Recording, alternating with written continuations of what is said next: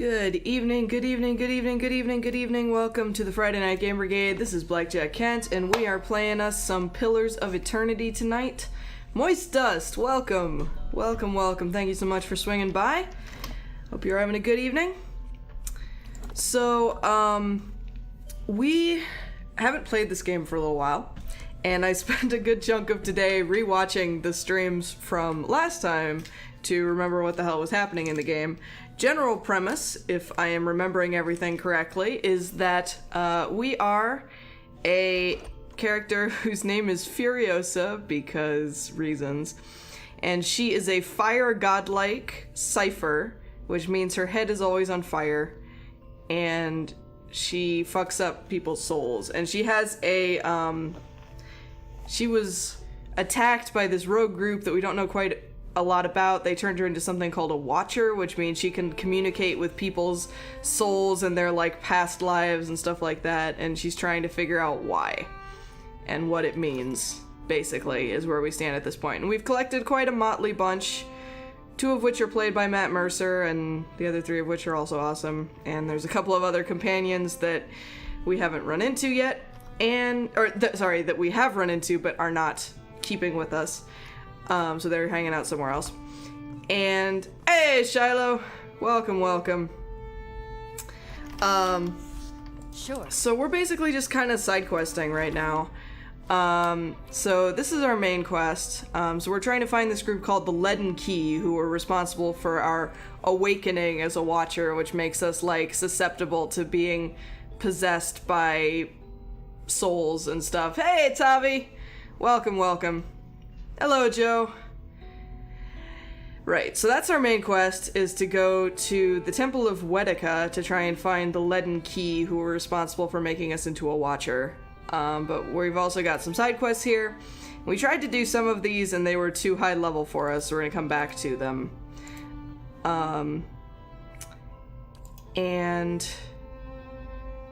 We have a quest to, like, look underneath our stronghold and seek out this ancient evil, but that was also too high level for us. So we're gonna focus on this one, I think, because one of our companions is this incredibly super intense bird lady who wants us to go talk to somebody. So we're gonna go do that, because in this house we do what intense warrior ladies tell us to do. So that's the plan. Also, I think a number of our companions want to talk to me right now. This is the game where we have a firehead. Yes, Furiosa, the fire godlike, whose hair is always on fire. It's good times. So we're just gonna kind of wander around in side quest for a bit, and then wander in the general direction of the main quest, I think is the plan. And we will see how that goes. The one where we're not allowed to wear a helmet. Yes, exactly. Yes, because I would cook... No, not slow mode. Stop that. I would cook myself. Alright, so where am I going for this? What did it say? Speak to a ghostie at the Valen Embassy in First Fires, which is part of this city that we're in, called Defiance Bay. Raslin! Welcome, welcome. Thank you so much for coming. Alright, I believe we're in First Fires right now, so there we go, perfect. Valen Embassy. We're gonna be, like, waking a ghostie. What? We're gonna be, like, waking this guy up in the middle of the night, because I think it's, like, I don't know, 17. No, hour 1. Oh yeah, so it's like midnight. We're gonna wake up whoever this diplomat is that we're supposed to talk to. What up, buddy?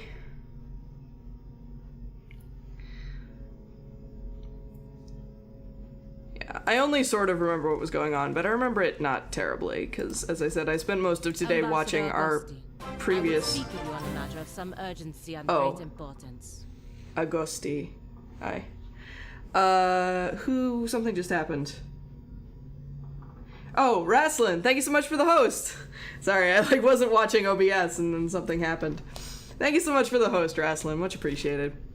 Alright, Palagina, I think we decided to just call her Pal because we couldn't figure out how to pronounce her name. Pal smiles broadly when she addresses the ambassador. Ambassador Agosti, I would speak with you on a matter of some urgency and great importance. Sighing as though remembering some heavy burden, Vicente crosses his arms before replying. Palagina, if this is the same matter we previously discussed, I doubt I will be convinced any more easily. I don't know who this guy is, so this seems excessive. We're just gonna let her do the talking. I implore you to take a step back and look at this again. Ambassador Agosti holds up his hand. Yes, we're very impressed by Palagina in general. Cuts Palagina off with a strident tone. Enough! We are not going over Defiance Bay's animancers again. I want to say that animancers are like people who do soul magic, if I'm remembering correctly. Soul magic. The Duke Bell's desires have not changed since the last time we spoke. If you haven't heard, word of your insubordination has already found the ears of the Duchessa of Biajep and the Duke of Salona. I don't know what any of these words mean. There are murmurs that you cannot be trusted to fulfill your duties. Must this talk reach the shores of Spirento? Palagina's aggressive demeanor drains to a state of shock and worry, but she remains silent. So I'm trying to remember what the Dukes want us to do exactly. I think she wants these people doing like black magic dealt with, I think. It would be fortuitous if your investigation took you to Twin Elms, because that's where Palagina needs to go. What is it the Dukes need of me, Ambassador?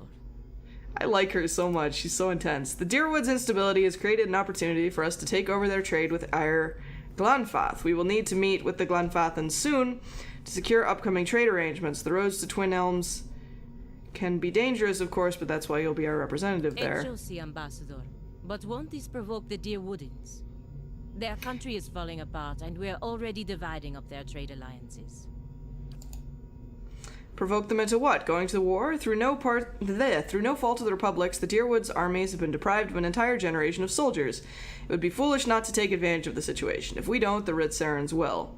Right, okay, so I'm like slowly remembering all the lore. So my recollection is that there's a whole thing going on where babies are being born without souls and like dying or having general bad times in the Deerwood. I'm just gonna stay out of this. After that, you have nothing to say. She's calling me on it. Evidently I have no option to respond now.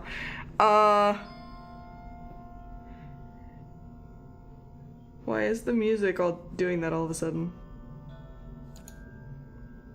She was not pleased with me about that. Sorry, I was trying to let you handle your shit. It wasn't that I didn't care. Go to Twin Elms, speak to the Annemanfath, impress upon her the instability of the Direwood, and reassure her of the Valian Republic's desire to open safe trade. So so my understanding, he wants to open trade with these people at the expense of the Deerwood. Yeah, no, it's bad times. Ambassador. So that's like part of what we're trying to solve as well, I think.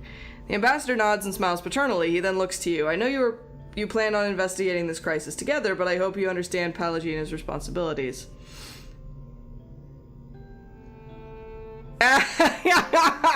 Lie, wink obnoxiously at Palagina. I understand completely and will make sure she completes this important mission for the Duke. Vincent bristles and turns to Palagina. Will the Dukes need to hear more about Palagina Mesray's wild adventures? Hell yes. Of course not, Ambassador. I will attend to the Annemanfath as soon as I am able to travel to Twin Elms. Good. Now if you'll excuse me. Could have gone better. Could have gone worse. That's the spirit. Not that you helped put up much of a fight. I'm sorry, I was confused. I think you're in the right. But I didn't want to make the ambassador any angrier. Enough wisdom for both of us. Now, I just need to find out how to get to Twin Elms before the ambassador loses his patience. You'll come with me, obviously. Still, I fear that making this deal with the Glanfathans will further weaken the Deerwood and make trouble for the Republic in the years to come. I know, right? I'm sorry, lady. Follow your heart. Do what you believe will be best for the Republics. I wish I knew. Alright. Cool. Hey, we can all level up now. Awesome. This'll be fun. Okay, I can't remember what I was doing with her, per se. Let's see here. I think we decided not to worry too much about stealth. I was gonna focus on survival. And lore, because I like conversation tricks. And mechanics is for lockpicking. Tough choice. Go with lore, I guess. And alright, we got lots of things we can buy here. I can buy one of these. Mental binding, paralyze, cause its soul to emit a shockwave. That sounds exciting. Oh, I remember thinking this one was cool. Recall agony. Causes the target to relive the psychic trauma of an injury moments after receiving it, experiencing the damage all over again. Hot damn. I think we will take that.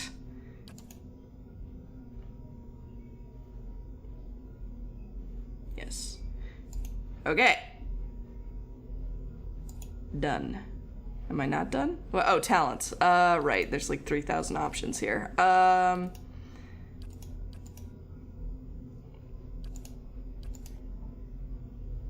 I know, right? All of my powers are super fucking creepy. I'm like terrifying.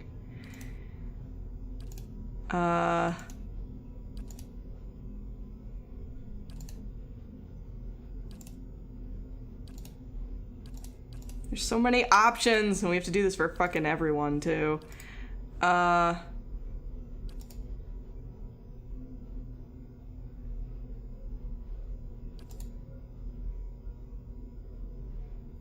Sure, we'll go with the damage bonus. Yeah, pretty much. Alright, we good. There we go. And we gotta level everyone else up. Oh shit. Lost 246 CP to bandits. I need to be fucking... Yeah, I do. I have a soul whip. Okay, so this is Aloth, who is super British, except when he randomly becomes angry and Scottish, and we haven't learned why yet. He's super big on lore. We're gonna give him more athletics, I think. And I don't know. God... Jesus. Alright. We're having him focus mostly on... Oh yeah, no, this game is super fun. And the character creator is super elaborate. Like, we designed Furiosa by committee, and it took us like an hour because there were so many options in the character creator. Alright, we're going to give you... that. Why not? I don't really know what I'm doing here, so we'll see. But I'm playing on super easy mode, so it's cool. What kind of fighting do you do? I don't even know. Grimoire slam. This lets him hit... He's a wizard, and this lets him hit people with his book. I fucking love it. I think we're having you do damage. I think we actually need to set the tactics for some of our characters still. But I think we were having him focus on damage.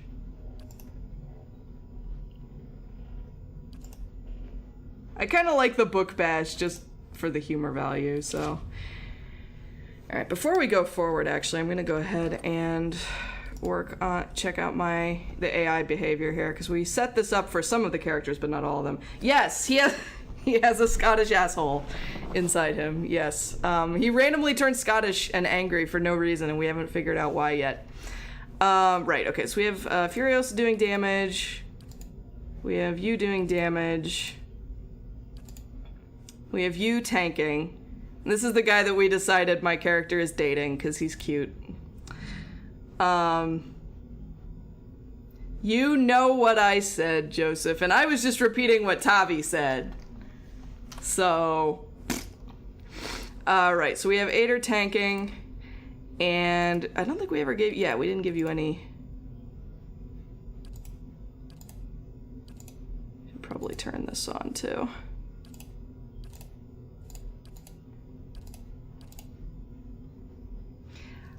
I know exactly what I said, and I know I meant it to sound that way because I think I'm hilarious. Alright, so, class behavior. Do you have defensive? Alright, so you have damage, defensive, crowd control. Does anybody have support? You do. Perfect. Alright. You, my lady, are going to be our support character. And you will do damage as well.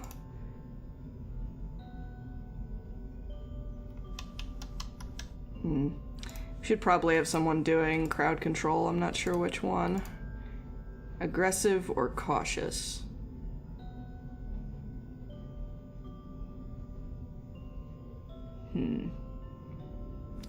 Sure, we'll do that. Animal. Oh, that's right. She has a fox because she's great. Because I'm being sassy. That's why. Yeah, defend self, that's all fine. Alright, so we have support for Pallegina, tanking with Ader, and everyone else is doing damage.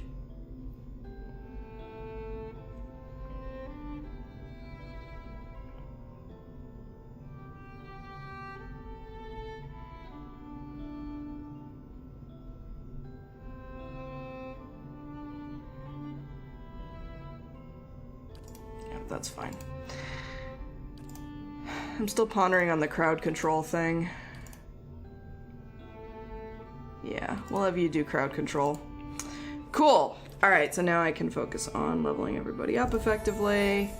I know you're tanking, so we'll give you more athletics and maybe a bit of...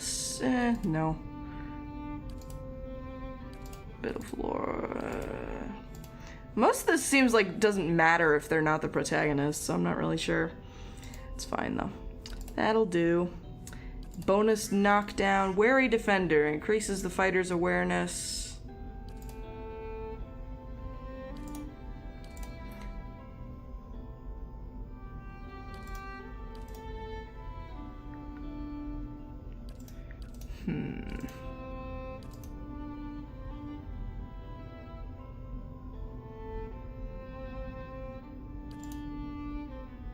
Hold the line sounds promising for a tank. We'll do that. And did anyone else level up? 2 more people leveled up. This lady is like a spirit type thing. She's a cipher like I am and can communicate with people's minds and souls and stuff. Okay. We will give her...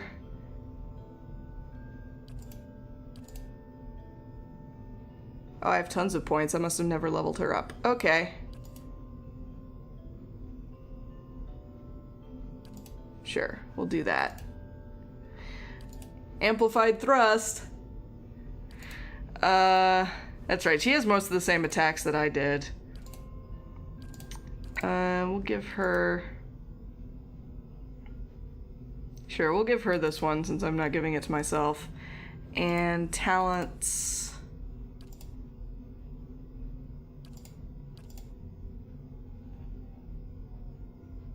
Bloody Slaughter. All attacks and enemies with low endurance convert some hits to crits. That sounds good for a crowd control character, right? We'll do that. Sweet. And your name is not Sigrun, but I keep thinking it is. Why do I have that helmet on you? Why did I do that? That's terrible. Okay. We will give you... Wow, you have like survival and nothing else. We'll give you a little bit of athletics, I think. And some more survival. Sure. Vicious Companion. Trains the Rangers. Hell yeah, we're gonna do things with our companion. faithful companion. Gains improved defenses against charmed, confused, and dominated. We'll go with vicious. Sure. Bad and naughty dwarves go in the... Yes, exactly. Alright, and I want to do there's some of these guys have conversations. I want to talk to Aleth, because I want to figure out what the fuck. Aleth seems lost in thought. He flinches when you draw near, sucking a sharp breath through his teeth. What can I do for you? Oh, great! We can finally ask him what the fuck.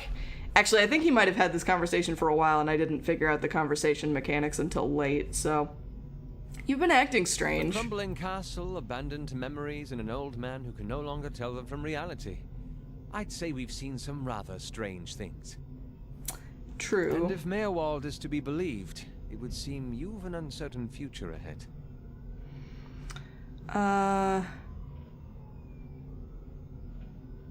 I don't know what to think. Perhaps Defiance Bay holds the answers we need. You mean the place that we are, literally, at this moment? Alright, I want to discuss something else. Tell me about Adir, which is the place that we're in, right?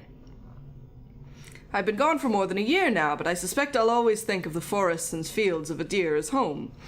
We've thousands of years of history and tradition behind us, and there's a sense of dignity and responsibility that comes with that. Of course, there's baggage as well. Our imperial past is still fresh in the minds of many, as you may have noticed here. Has it been difficult to adjust to the Deerwood? People here are informal, hot-blooded. His mouth twists into a wry smirk.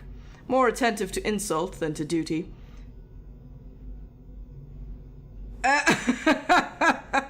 Exactly. Yeah, she's just like, I don't know what's going on. My life got really weird. I've gotten accustomed enough to keeping my thoughts to myself, anyway. How long were you in the Gilded Vale? Not much longer than you. As you saw, it was hardly the haven that had been advertised. Any thoughts on what I should do next? Meerwald urged you to seek out these Leaden Key agents in Defiance Bay, yes? If his condition is any warning, we should find them with all haste. Alright, so you're not gonna explain your random Scottish attacks. Damn. Alright, Ader! Hayseed boyfriend! Pretty sure you won't find one among them who stood within 100 miles of that bridge when the Godhammer went off. Too bad, too. Then there'd be less of them. Right, so the dozens, if I'm recalling correctly, are some group that's, like rabble-rousing? Was 12 Durwoodens stood outside Halgot's citadel waiting for Waidwin to cross the bridge there. They had to hold him there long enough for the Godhammer to detonate, so that's what they did. Godhammer?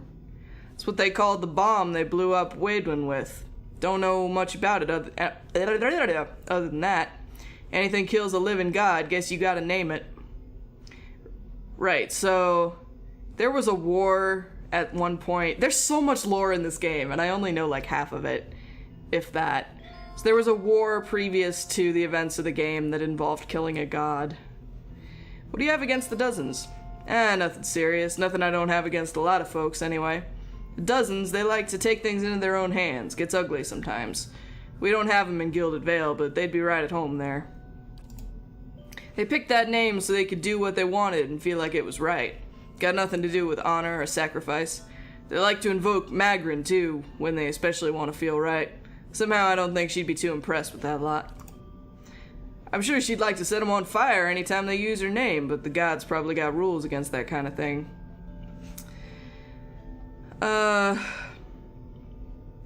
People hide behind symbols so they can't be questioned. Duke's a reasonable man. Maybe while we're in Defiance Bay we can get him to force people to call themselves what they are. Don't imagine they'd have as many members if they called themselves the loudmouth sheepfuckers. I love you so much, man. Alright, moving on. And Sagani. Sagani draws up beside you, her fox falling at her heels, and takes a seat next to you. On the floor, evidently. Even if you are putting one over on me, it's nice to have a hunting party again. That's right, so she's looking for the reincarnation of her old clan leader, named Persak. God, I'm so glad I looked up the previous playthroughs before we started tonight, because I would not have remembered any of this. Sounds like you've been gone from home a long time. 5 years for me. Must be 30-something for Ichimak. Hearing its name, the fox looks up. It's been a long hunt. A long time away from my family. Before, I'd crossed the tundra of Nasitok following caribou herds. I didn't want to leave Kalu and our children, but I was eager to visit lands my people rarely do. But 5 years without finding him. It's like 2 hours of necking. I'm ready to be done with it. I love the writing in this game so fucking much. Soul recovery is an old village tradition. We call it the Tarnek Ilitsak.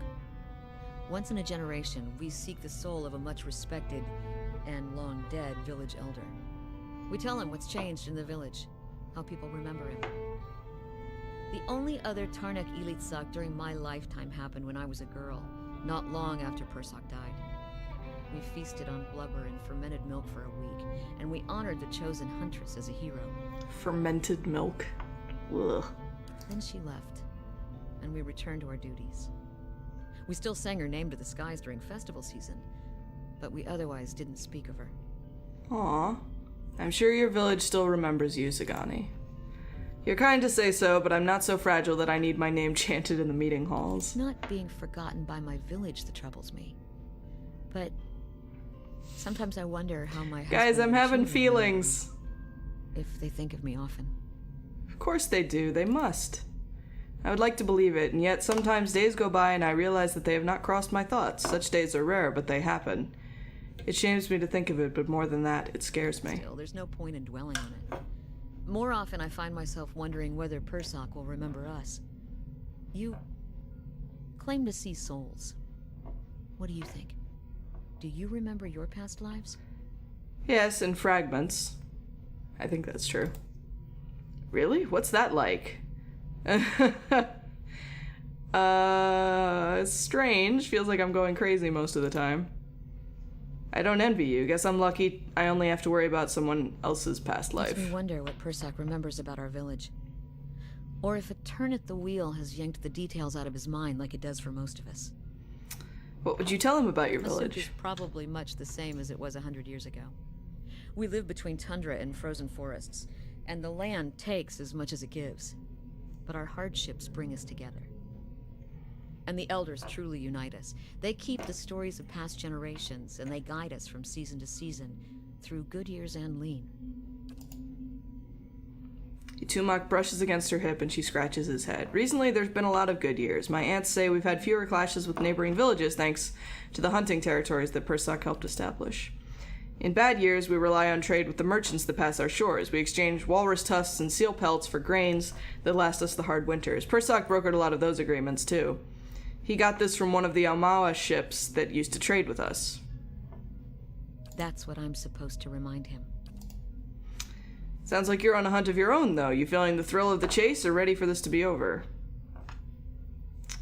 Does it matter? I don't have much of a choice in this anyway. I know what you mean. We've got darkness on our side. Shall we move on? Is there more? Oh my god! This is a huge dialogue tree. Alright. I want to know about your homeland. Nasitok? It's a big island in the middle of the Deadfire Archipelago, just off the coast of the White That Wends. Tundra mostly, with a few snow-covered forests in the warmer parts. Most of us live in fairly small villages, by standards here anyway. Mine is Masuk. What's Nasitok like? Cold, but not as cold as the White That Wends. The few kith who visit Nasitok find it sparse, but there's plenty to sustain a village if you know where to look. We get hides and meat from caribou, seals, and small whales, bone too, which makes fine bows and arrowheads. Who lives there? Mostly Enutanik, like me. People here call us boreal dwarves. Migratory clans of Glamfellan from the White That Wends sometimes spend the colder seasons on Nasitok, but we don't see too many other foreigners who can tolerate the elements. So this is sort of like some sort of Inuit type equivalent, I guess. Tell me more about Masuk. We're a tundra village. To an outsider's eyes, we're probably not much different from the others around us, but our elders have stories that go back hundreds of years. Epic hunts, battles with neighboring villages, sojourns across the sea. We share those stories too. What do you do back in Nasitok? I'm a long hunter. I stalk game across the tundra with some of the other wives. We usually hunt caribou and oxen, but we find hares and birds too. It's a good and respected position. To see so much of Nasatak in the company of my friends and sisters, this is one of the pleasures of life in Masuk. Tell me about the doggo! A good hunter, but not much of a talker, and that's been fine by me. When we hunt in Nasatak, we almost always bring our foxes with us. They help us track and flush game, and they're fearless defenders against bears and snow leopards. Clever Itumak has always been my favorite. He wags his brushy tail. Aww. You have a family back in your village. Of course, we'd never send a woman who hasn't had the chance to find a mate and have a couple children of her own. Aren't you worried your husband will... Are you kidding? I'm the best shot in Masuk. Nice. Tell me about your children. I've had 5. Yakona, Estoya, Najuo, Anik, and Malak. Estoya and Anik died young in long, lean winters. Malak was barely talking when I left. He probably won't know me when I get home. Even in Nasatak, I spend most of my time on the hunt, but then it's easier to relish the hunt when I know I'll see my family enjoying our kill. What's your husband like? Kalu's a good man. He raised our children well and built us a strong home while I've been away on hunts. Our parents chose us for one another while we were still young. Not the way things are usually done here, but ours chose well. Not the way things are usually done here, but ours chose well. We came to appreciate each other as helpmates first, then friends, and then, well, you know how it goes. There's a hint of a blush below the stripe of face paint. Daw. I'm curious about your search for Persak. Why do your people have this tradition? It's something we've always done. The elders say it was first begun to forge ties with other villages. It's hard to fight over caribou herds when you see someone you respect on the other side. We also believe that passing our history on in this way keeps us stronger, and it helps them, the elders I mean, return to us after they've been away from us for a generation or more. They can use the experiences they've accumulated over lifetimes to lead the village again. Our elders usually reborn so far from the village. Most often they return somewhere in Nasatak, a member of another village, or they're reborn among the Glamfallen of the White that Wends. Even so, it's hard to say what's usual. When my grandfather was a boy, the elder came back as a polar bear.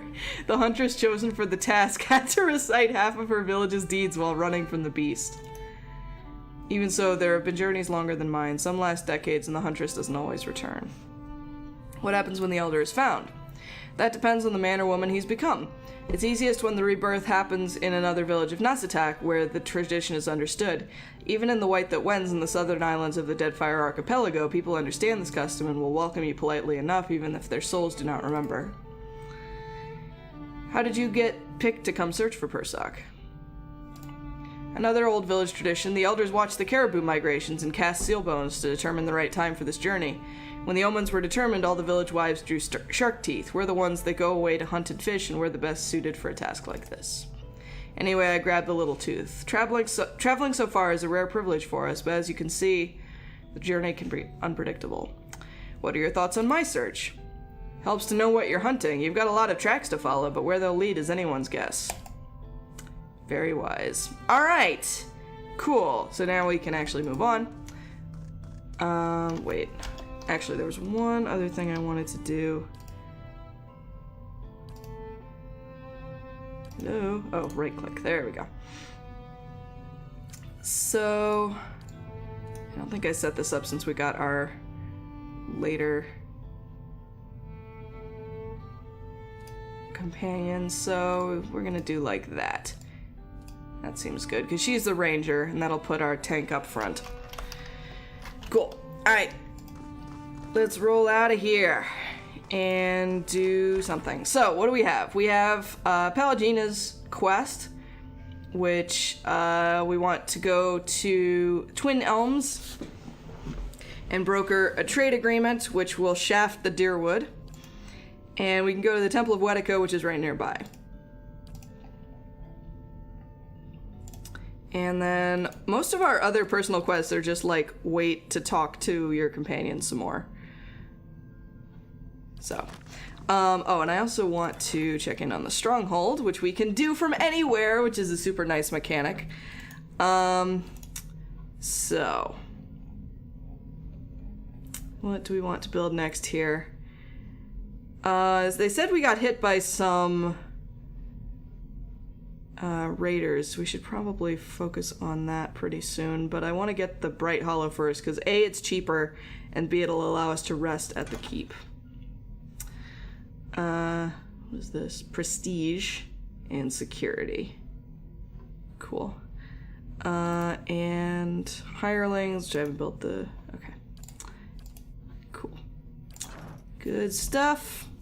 Alright, now let's get the fuck out of here. I think we're gonna go to the Temple of... This isn't the exit, right? This way.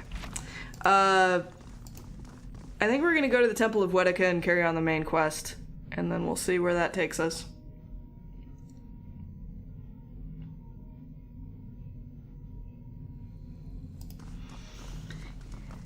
No wonder the Duke was grouchy about things. I totally did just, like, wake him up in the middle of the night. Alright, Temple of Wetica is right nearby. Super convenient, you guys. Is this the old church you were looking for? Yes. Yes, it was. Oh, hey! It's another spirit hallucination thing.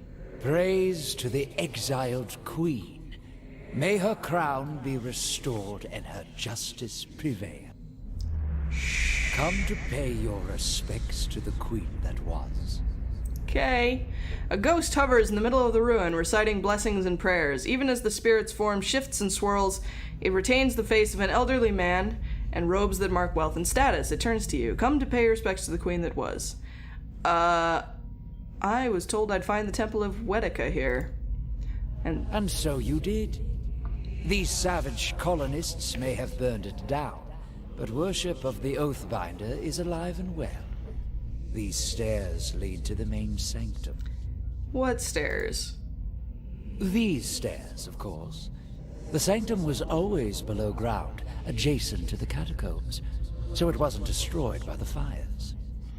Tell me where I'd find an entrance to these catacombs. There are various entrances throughout Defiance Bay, but I dare say the easiest to reach is in Copper Lane. I haven't been to that part of town in ages, but as I recall, it's somewhere near the southern gate. Thank you, Exposition Ghost. It's truly a pity to see what the locals have done to Wetica's house of worship. Who are you? Lord Ardwellen Rugform III, and pleased to make your acquaintance. I came to the Deerwood on one of the first ships from Adia, and unlike the yokels and hut dwellers around here, I still keep to the old ways.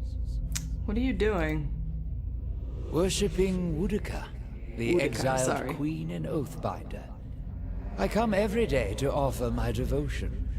I'd love nothing more than to book passage back to Adia, but it is my emperor's wish that I serve in these barbaric lands.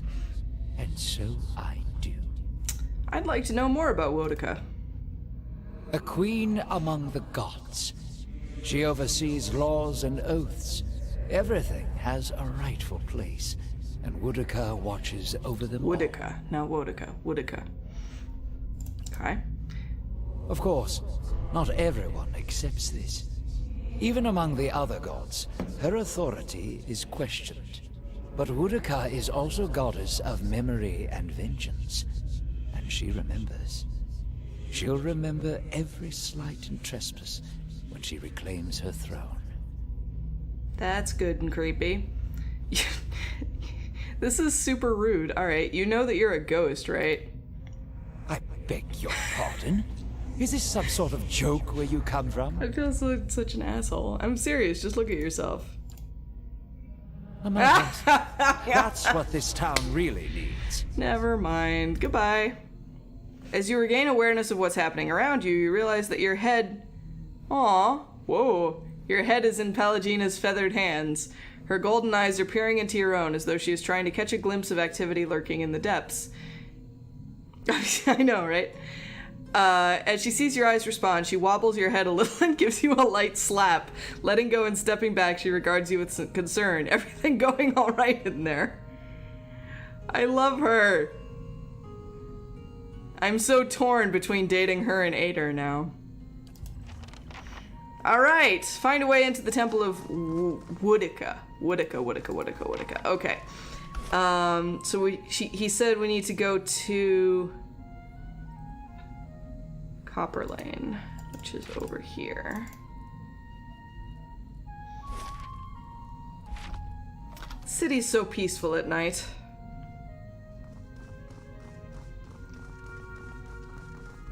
Nice single file line, guys.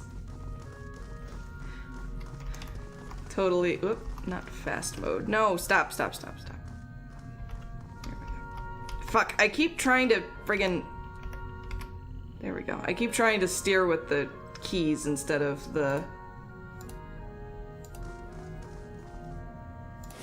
There we go. Alright. Copper Lane. 15 minutes.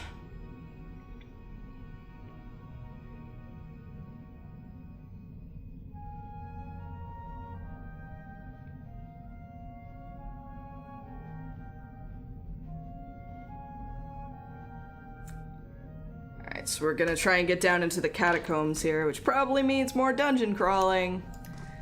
Hype. Alright, he said it's near the southern gate, right? So, aha! Catacombs. Conveniently marked upon the map.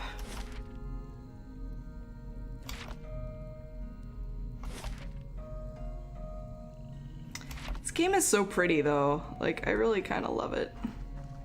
For that reason.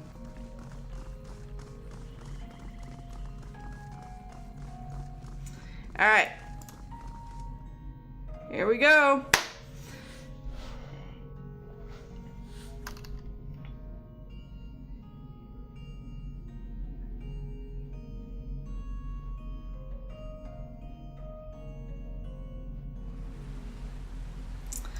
Alright. Oh, hello. Dead initiate. We still talk to dead people here. Them being dead is no excuse for them to escape the conversation. As you approach the dead man, you can feel the faint traces of his soul lingering, a stunned uncertainty holding it in place. When you near, without warning, the soul hurries towards you as though you were a solitary light in the dank gloom of this place come to usher it away. Its essence invades your consciousness. You're in a different body now, walking deeper into the catacombs, cloaked in a dark robe with a mask pulled over your face. You're following a familiar path along the canal, heading to a room built around a statue of a figure wearing a robe much like yours. Others await, clothed in hoods and shadows. Ahead is another figure dressed like you, traveling in the same direction. You don't know his name, and that's how it's supposed to be. Out of the darkness, something monstrous grabs the other figure. You turn to flee, but find yourself face to face with a troll. The panic pounding through your brain is interrupted by razor-edged teeth and claws. You snap yourself out of the dead man's memory. The corpse lies on the damp and grimy ground. His hood and mask are missing, and his clothes are shredded. Yikes. Alright, what did that add? A hooded man, presumably a member of the Leaden Key, was ambushed on his way through the catacombs. The disguise that would get him past the Leaden Key sentries was lost when the man was carried off by trolls. Okay then. Everybody keep your eyes peeled. Oh, alright, this is a big map. Let's go this way first. Oh, hello. Things to kill. Ow, that looked painful. Fuck him up! Oh my god, guys, come on, you gotta... Why is every... Oh, fuck. Please hit it. Good lord, people. Maybe I need to adjust the tactics a little bit.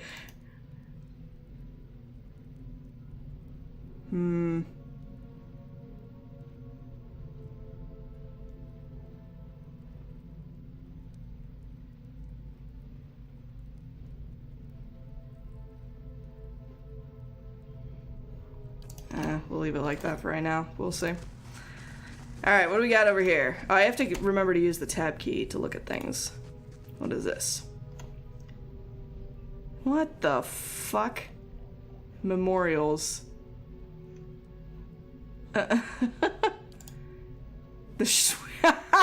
Warlock Wormblade, the Swedish chef. I hope they don't put anything too cliche on the gravestone. The Lurker. The rain in the astral plane falls mainly on the Elder Brain. Here lies Tom Rigney, an atheist, all dressed up and nowhere to go.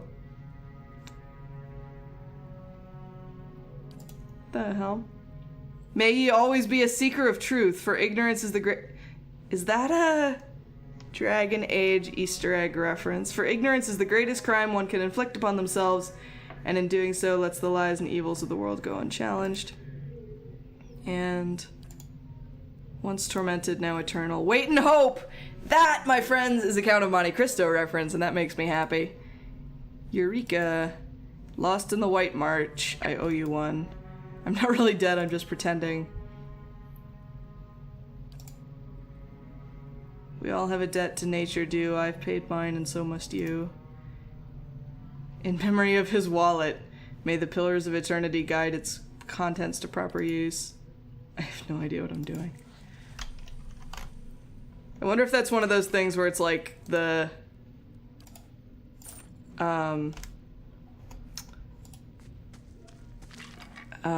developers putting Easter eggs in or something. Sweet. Take that. I need to stop accidentally pressing WASD to try and steer around the screen. I can do it with the arrow keys. Alright. Come on, folks. Out we go. We have a big old map to survey here, so this is gonna be exciting. Oh, hey, more black ooze. Gross. Okay, we're kind of fucking shit up now, like, in a good way, so evidently I didn't totally fail at leveling everyone up. Go me.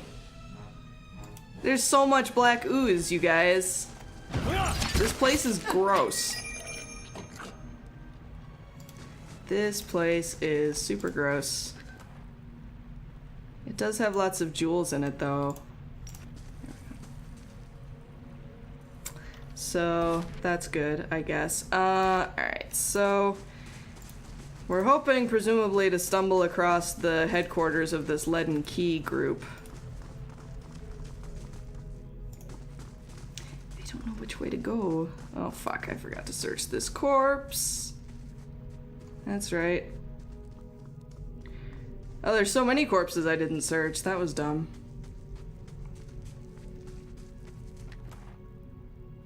Ew. Ooze plasma. Super gross. More ooze plasma. What does one make with ooze plasma, I wonder? Should look on Etsy. Alright, what do we got here? Oh, lots more tombstones to read? Oh my god! Alright, we can't read all of these, right? Corgis are great. Yeah, this has got to be one of those things where, like... Or maybe, like, backers or something? Who could, like, choose what to put in their memorial. Aw. Nuclear, it's pronounced... Yeah, this has got to be, like, people who contributed or something. Don't panic.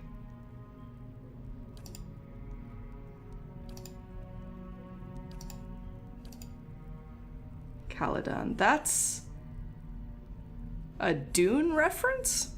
Very random and obscure one. Alright, we can't read all of these. That'll take for fucking ever. But I think we get the idea. Trap triggered. Oh, fuck. That hurt. Rude. How do I... There we go. Ooh. Mantle of the Dying Boar. Properties. Dying Boar. What does that even mean? What does it do? +5 endurance while endurance below 33%. Oh, that's cool. So it re-ups your endurance if it gets too low. Can I wear that? I can. Check that out. How fucking stylish. Right? I may not be able to wear a helmet, but I can wear a cloak like nobody's fucking business. Anything over here? God damn, more memorials. I don't want it.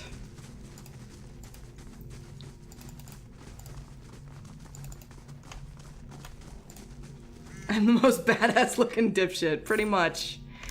Pretty much. Yay, lockpicks. So much to explore and search. Ow! Why this? Ooh, more armor. And it is, in fact, better than my current armor, I think. So...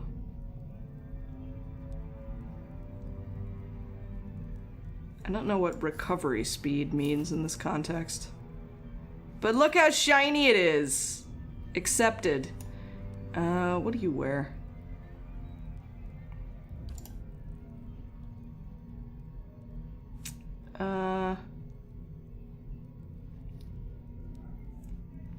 You have special armor. So do you. You wear light armor.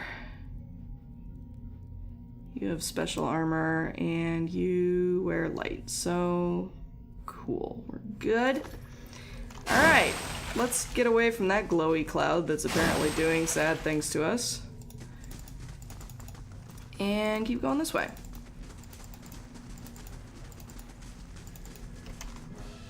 More black ooze!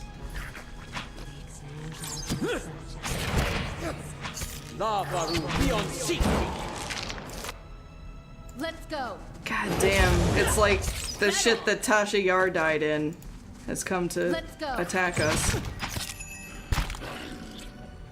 Fuck him up! Okay, I'm doing much better at the combat than I was doing last time, so that's nice. What's it say? Viscous, foul-smelling sludge ebbs in the trench. This is a charming place. I know, I'm sorry. I'm not over it either. Alright, I guess we should go over here and explore this side of the river. And fuck up more Argus monsters. Let's go. Wasn't that what it's called? Argus? Let's go. I think. Yep. Alright, yeah, we're doing so much better than last time. That's nice. Why is it so dark over here? What the fuck?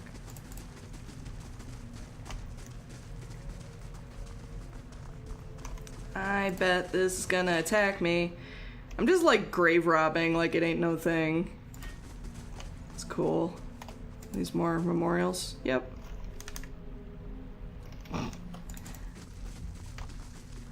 And we got a door here.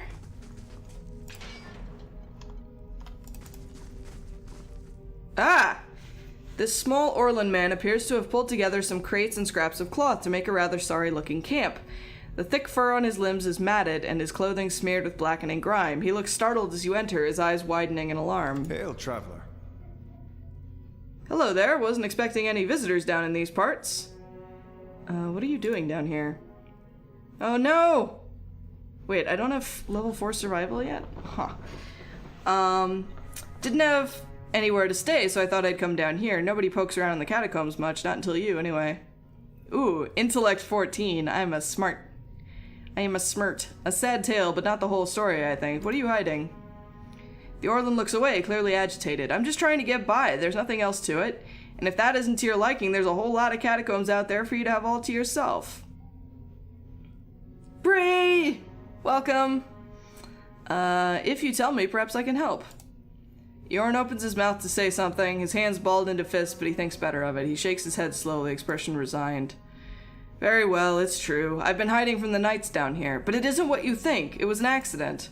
It's been hard for me here in Defiance Bay. I suppose I thought if I got involved with city business, if I made the right friends, it would get easier in time.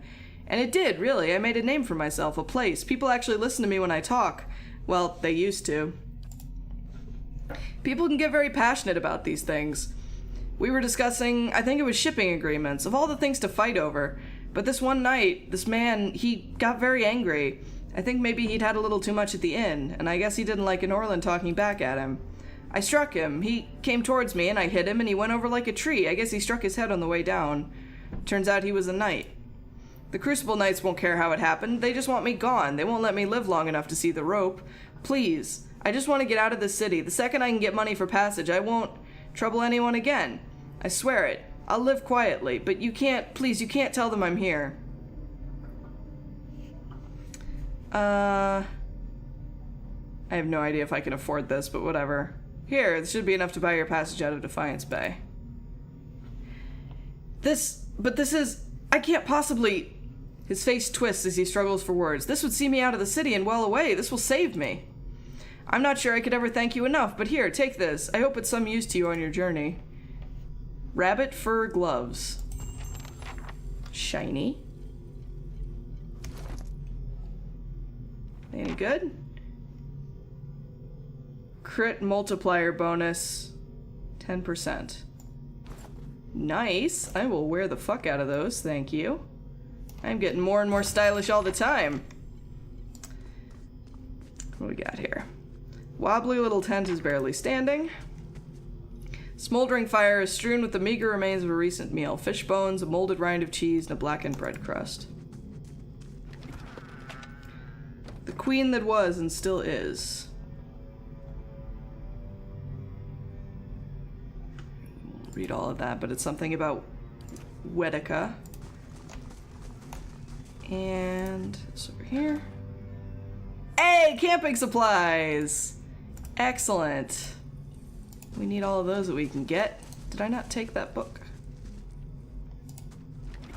I did not. Alright, let's see here. Where else we want to go? This is a big old map. Big old map.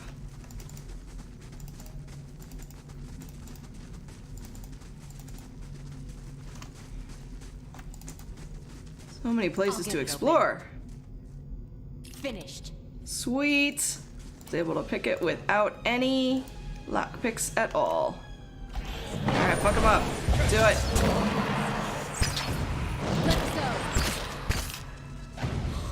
Let's go. Oh dear, what is that? Whatever that is, it does not look friendly. Please kill the thing, you guys. Thank you. That looks like a giant undulating mushroom. I'm not saying that's what it is, just that's what it looks like. Dank Spore. It's the name of my new rock band. Alright. I'm not really focusing too much on the combat mechanics here, so I'm just clicking things and letting the game take care of its own shit. What's the name of my new rock band? Dank Spore. Also, hi Springy! Welcome, welcome.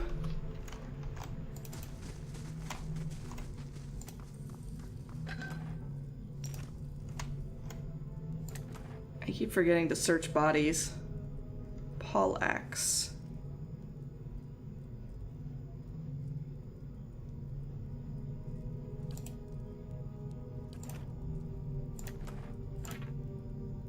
Vessel bone. I don't know what that means.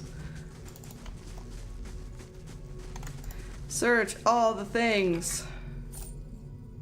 Take all the monies. Ooh, wait, scepter. What's his face uses those, right? Where'd it go? There it is. 10 to 15. Nope, it is exactly the same scepter, in fact, so that's not particularly exciting. God, we are just going all over the place here. Alright, I guess we're gonna fight the giant mushroom. Ah! Holy cannoli, that's gross. Oh, that wasn't so bad.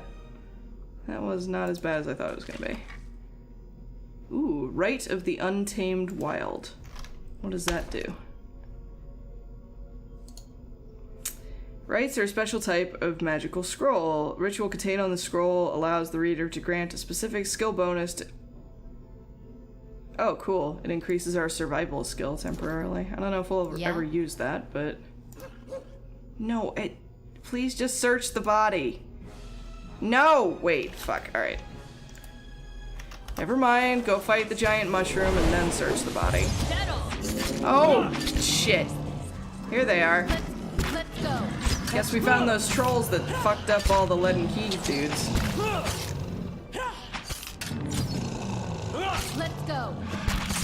Settle. Book Let's page go. cutscenes? Let's go. That's right, kick their butts. Whew! Did he like... Oh no. Oh, fuck me. Fuck. Oh my god. Alright. Please don't die, guys. Let's go. There's a lot of assholes here, and it's scaring me. Oh god, they make terrifying noises. Oh god. Let's go. Let's. Oh god, it's doing me an ow. I mean, everyone has AI turned on to cast spells. So, I think so? Dank spores! So many of them. Troll skin. This is gross. Yeah, I went through and set up everyone's AI tactics, so I think we should be good on that score, but... Woodica Hood.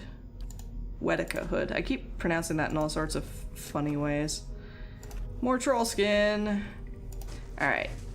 Anyone else want to fuck with me?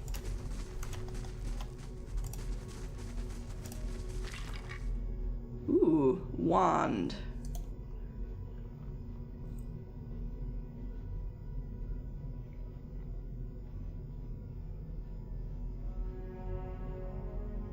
Oh, you have to enchant it first, I guess. Huh. We'll take that, but I probably won't use it. Alright, let's go. There you are. I knew you ran off somewhere. Kick his butt.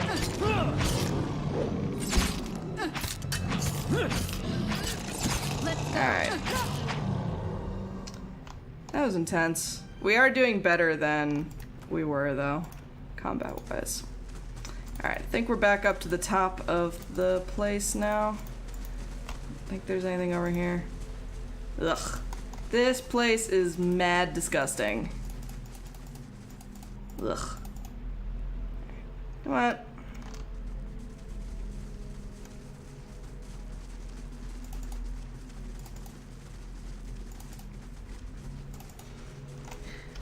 Still no sign of the people we're supposed to find, except for that one dead dude, but... At least we killed some trolls, so that's promising. I think we're gonna go this way. We're gonna see what we can find over here.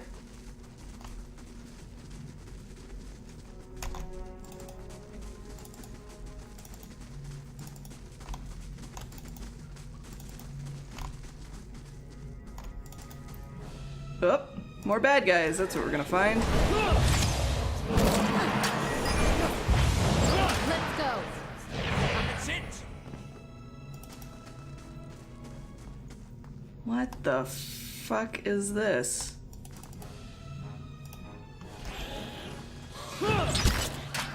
Oh god. Oh god, guys! It's magical skeletons with fireballs. Aha! Oh, they're squishy at least, thankfully. That hurt though. Let's go. Jesus. Alright. Lots of dudes to search.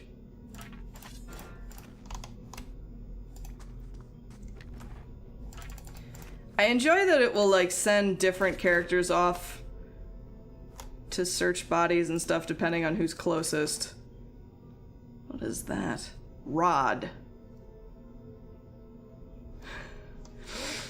Something, something.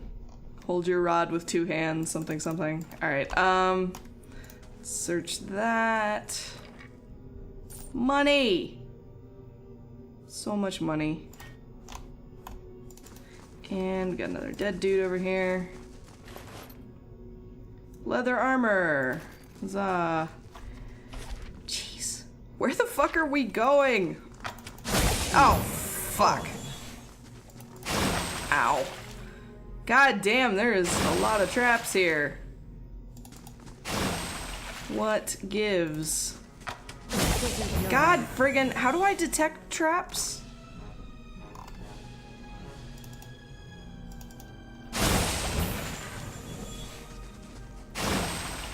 Can we, like, camp right here? Because I am not doing so hot.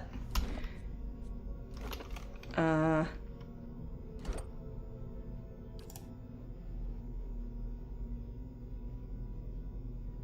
do you make camp? I'm trying to remember. Hit the campfire button. Oh, right. Here we go. Cool. Alright, what are we going to... Camping bonus. I wonder why I can't give her one. Oh,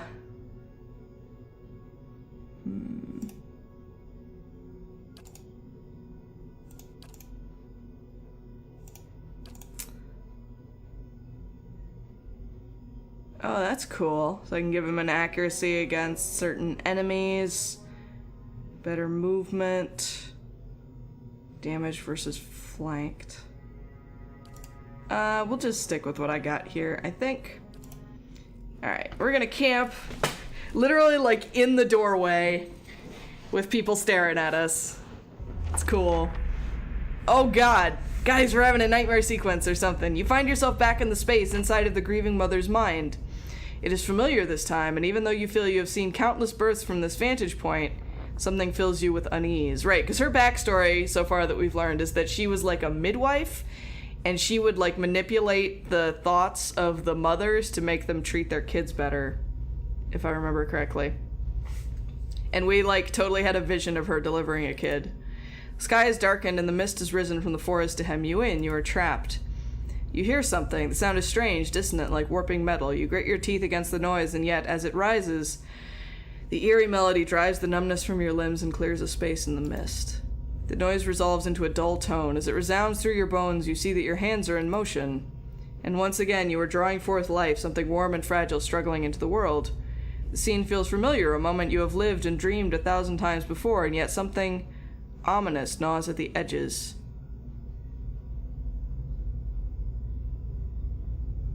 This is an odd choice. I'm a little disquieted. Focus on the child. As your hands move, you hear the sound of chimes clear and sharp, yet somewhere distant they seem echoed by something else. I know, right? They seem echoed by something else. Wails of sorrow, tolling bells. It's impossible to tell. Draw the child forth. An inexplicable sense of dread fills your soul as the child makes its journey to you, push by push. A malicious presence seems to surround you, and you lean forward to shield the child. At last, the baby emerges, wet and ruddy from its journey. A lifetime seems to have passed as the newborn moved from womb to world, and another seems to pass as you cradle the trembling child, waiting. That's what I was thinking, Tavi, was that this is one of the soulless children being born. Hollow? They had a name for it. Hollow children or something.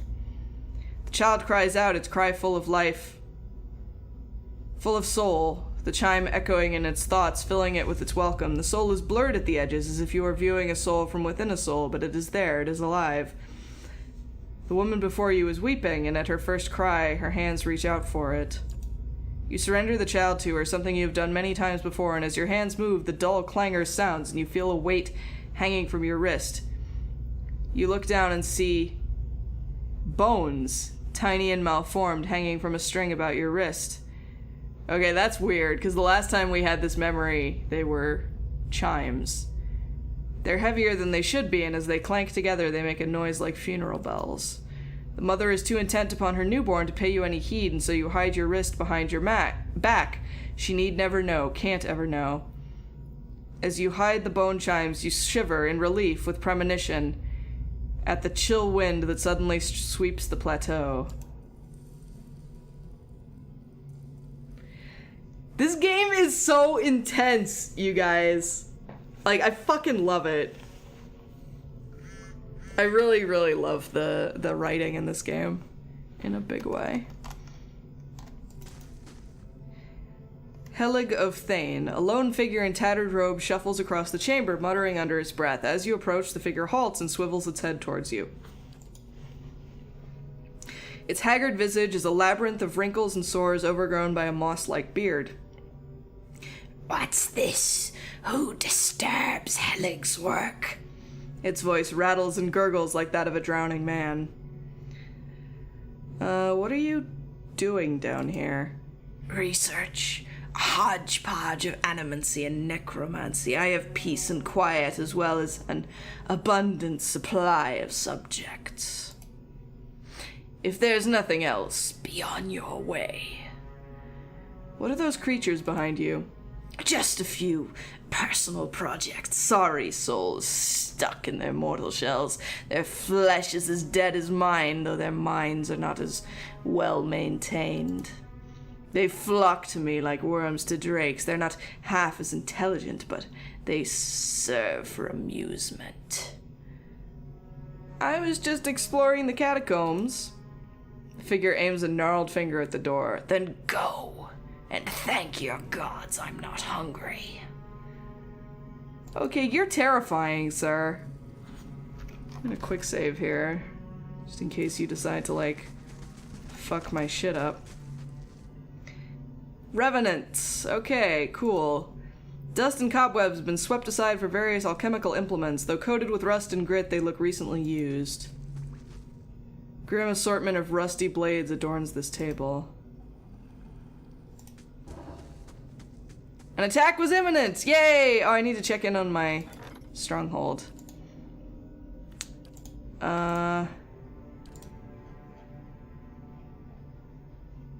Bright Hollow construction started. Did it finish? Nope, not quite. Still in progress. Okay, cool. Nothing to worry about then. What did this one say? Scattered feverish notes detail various animantic procedures and rites of necromancy. Am I gonna get in trouble for taking this? Probably. Does this do anything? Faded portrait of a young nobleman still rests inside. His face has been worn away. Alright. Helig doesn't seem to mind me taking it. Anything else in here? Alright. This is super creepy, you guys. Fucking hell. There's gotta be a better way to spot those traps, and I keep missing them. Pistol? Holy cannoli. Actually, I want to say, why are you stuck over there? What are you doing? Come on, buddy. Oh, that's, her. I want to say Pal uses a pistol, actually.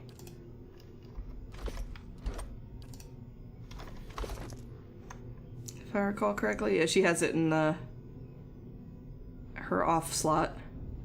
27 to 36 piercing damage versus... Did I not take it? Come on, guys, stop standing on the... Where is it? Oh, there it is. Yeah, okay, hers is better, so... won't worry about that. Alright, we've been here. I feel like I've surveyed everything. Where the fuck is the plot? Is there not actually any plot in this map and we have to go to the next one? Because I'm gonna be a little salty if that's the case.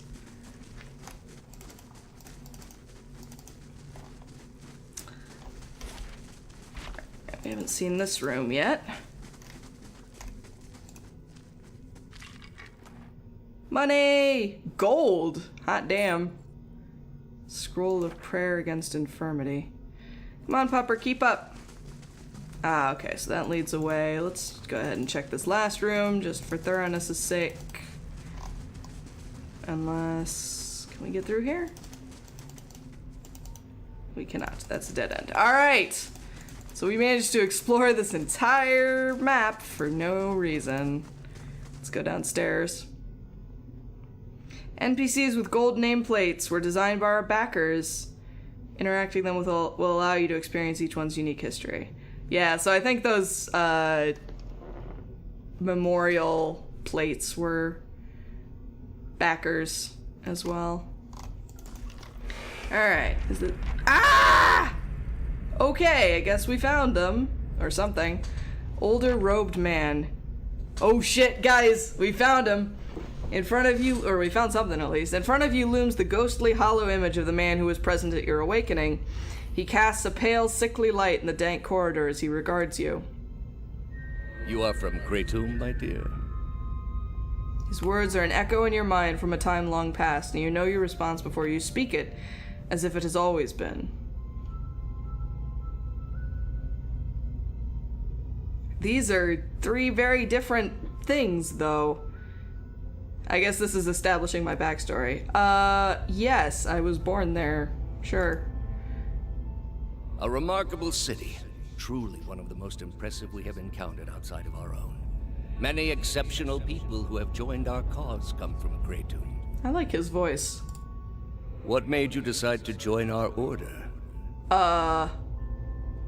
I didn't. What's happening? Am I seeing a vision of the memory of someone else who joined the... What are they called? The rusted key? Leaky key? Leaden key. I'm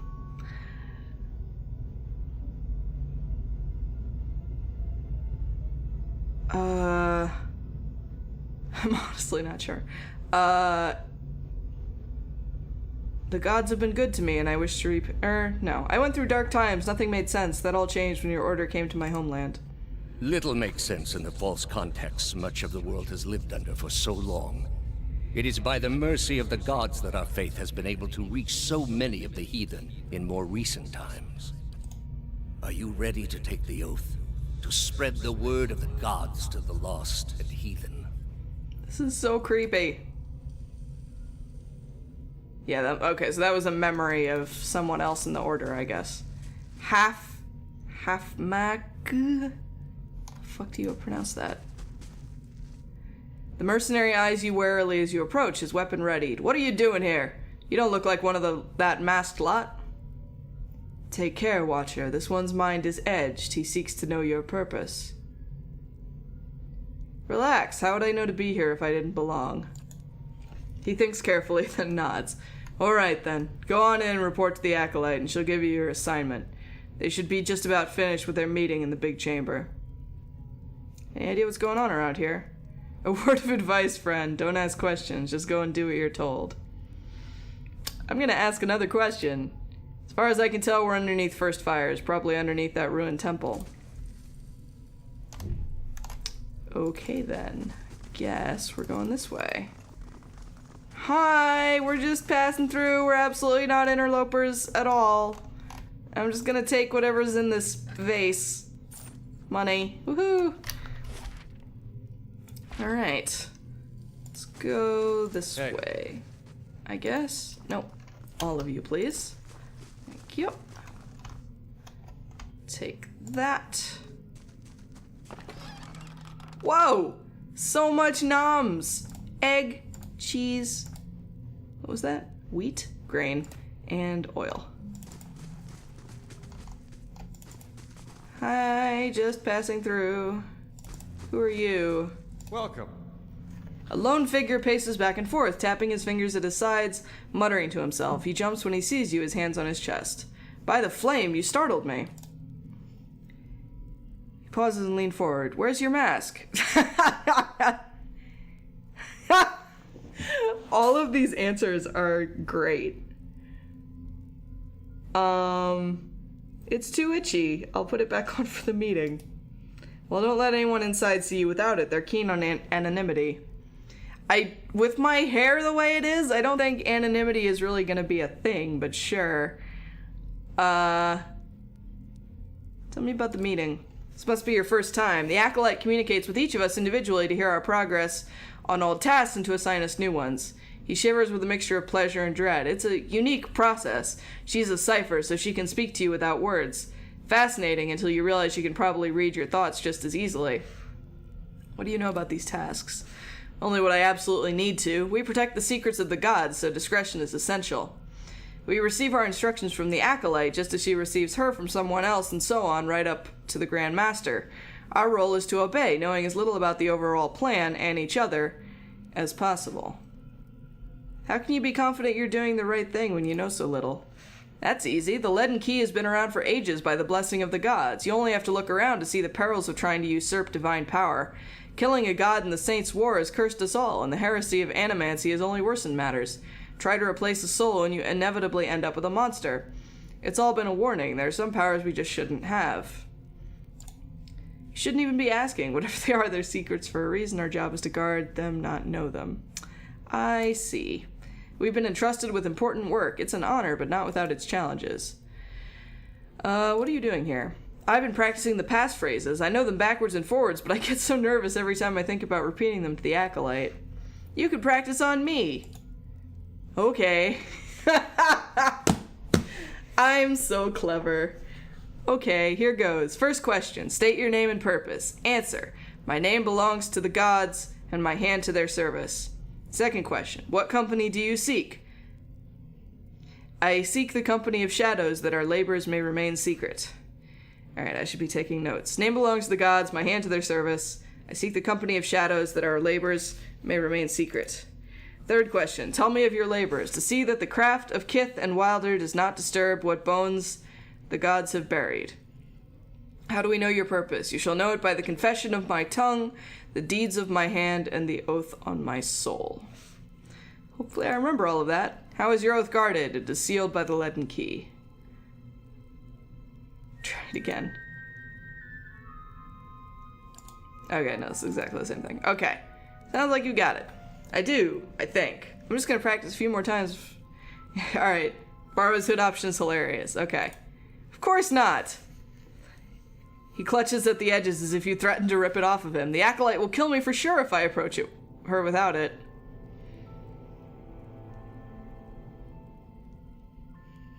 Do I want to be a dick here? Is it important to have the hood? I don't have the right level of resolve, unfortunately. The resolve one is funny. Aw. Sad times. I feel like this will just get me in trouble, but sure. Fine, take it. Just don't tell the acolyte you got it from me. Sweet. Wedeka hood added to the inventory. Aleph leans toward you and mutters between clenched teeth. You can't be serious. What? It's a disguise, Aleph. This is not an unreasonable concept. Oh, I can't wear it anyway. Whoops. Alright. We'll put it on Aleph just because he sassed me. There you go. Alright, Alright, cool. So that takes care of that. This is a dead end. Can't go any further. It's all just mercs. How am I gonna blend in? Yeah, I don't know. It's gonna be funny. I have a feeling. Trying to be part of these people. More mercs. So many mercs. Nice. Alright, steal more shit. All the shit. What is that? Binding copper. Huh. I have a lot of ingredients for stuff that I'm probably never gonna make. Alright, where the hell is this ceremony? Oh no! Aleph! Backstory time? Aleph falters and brings a hand to his forehead. He takes a staggering step forward, coughing and sputtering. Back, you clod! Those hooded fiends are nigh to be trusted! Oh shit! He's having another Scottish attack! Aleph, hey, now's not the best time for that. It's nothing. I'm fine. This probably isn't the best place to linger anyhow. I want to know what's up with Aleph. Oh my god.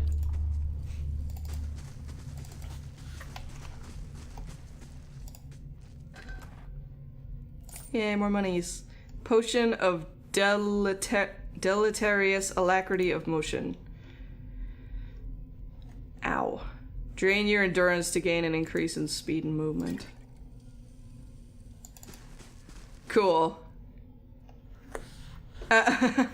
You hear murmurs and chants on the other side of the door. A ritual of some sort is already underway. However, your only means of disguise is presently in use.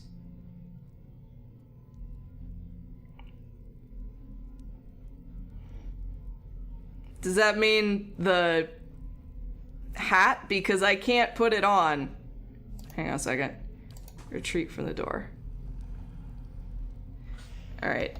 I'm gonna take it off of Aleph for a moment just to see if that changes anything.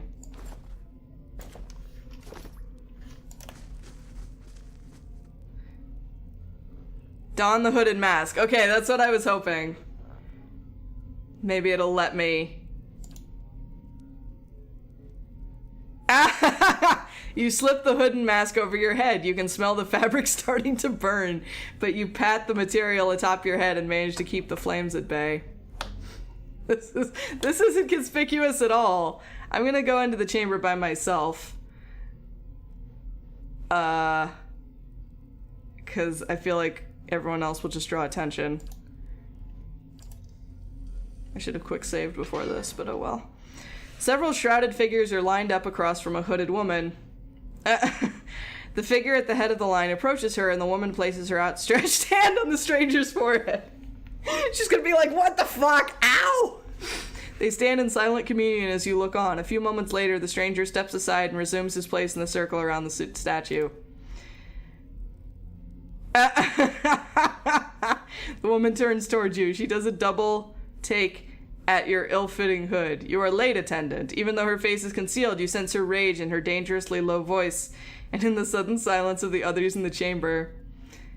If her hand catches on fire, I'm gonna laugh my fucking ass off. I've been waiting on your reports. Quickly now, state your name and purpose. Oh, she's not on fire. That's sad. Okay, no, we know this though. My name belongs to the gods and my hands to their service. What company do you seek? I seek the company of shadows that our labors may remain secret. Is that an offer? Tell me of your labors. Whew. To see that the craft of Kith and Wilder does not disturb what bones the gods have buried. How do we know your purpose? You shall know it by the confession of my tongue, the deeds of my hand, and the oath on my soul. And how is your oath guarded? It is sealed by the leaden key. Welcome, attendant. Tell me of your exploits. Does he wait still? Somewhere within its rotten core sits a man, his hair matted but his eyes alert. He watches and waits, a prisoner by choice. Does he wait still? I don't know what this is in reference to, and I'm not sure if I'm supposed to. Yes. Did they arrive? The Acolyte's vision takes you out of Defiance Bay into a town in the wilderness with a watermill. A signpost on one of the paths reads, Durford. Several figures huddled together, shrouded in cloaks and hoods. An image of ruin suddenly looms in your mind. 2 skeletal effigies flank a cleft in the mountainside. Did they arrive? I'm just like, I'm bullshitting so hard. No. Your information shall be relayed. Now, for your next task. The ruins fade from your mind, and in their place is a palimpsest of a neighborhood. Run-down estates are cobbled around a cemetery and an ancient tower. Savage shapes prowl the streets, and in the tower a man hunches over a strange mechanism. You can't see him clearly, but there's something unnatural about him. Stop him. And above all, don't let him meet her. The Acolyte shows you a door in the base of the tower, a seemingly impenetrable slab of stone and copper. But then she shows you the invisible split between the perfectly matched halves, and you understand how the copper veins convert a command into action. The command comes to your mind, a surprising familiarity about it. You know how to open the door. I'm confused. But sure. Have you any questions, attendant? What is this place? This is what remains of the Temple of Wedeka. The fires of revolution destroyed everything above us and left the remains abandoned, perfect for our purposes. Who are you? I am the Acolyte. That is all you need to know. Remind me about the man in the tower. Don't let him meet her. Deathly pale woman with a scar over her heart. Could I see the vision of the ruins again? Huh. Interesting. New quest. Oh, we have lots of shit to poke at now. Alright. So I have to do these missions for the Leaden Key in order to find out more about them, I guess? While I was unable to learn the true purpose of the Leaden Key's activities, or the identity of the member I pursue, I did uncover several leads about their activities in the region. The Acolyte's vision... Okay. So we're just investigating what they're doing. Oh, so we're finished with this quest now. Right, so these are the main quests now. We have to look into the Leaden Key's activities to see if we can figure out why they did to me what they did to me, I suppose. And then we also have Twin Elms for Pallegina. And we need to talk to the grieving mother about her shit. And find Sagani's stuff. And we need to start digging under Cadnua to find out about its secrets. And we need to wait for Ader to say something to us. And we also have to find the cook from Gilded Vale. Yeah, I liked Kana a lot, but I only have 6 slots. Alright. So we have a lot of options here. Anything I can steal from this place while I'm here? I feel like this is gonna get me in trouble. Hey, no one seems to mind. Huzzah, RPG mechanics. Okay, so what do we think? Do we want to focus on the... Oh, she does! Grieving Mother wants to talk. Yay! Your mind. I find her fucking fascinating. Yes, it does. I walked again in your memories. This time they felt strange. I would see them again.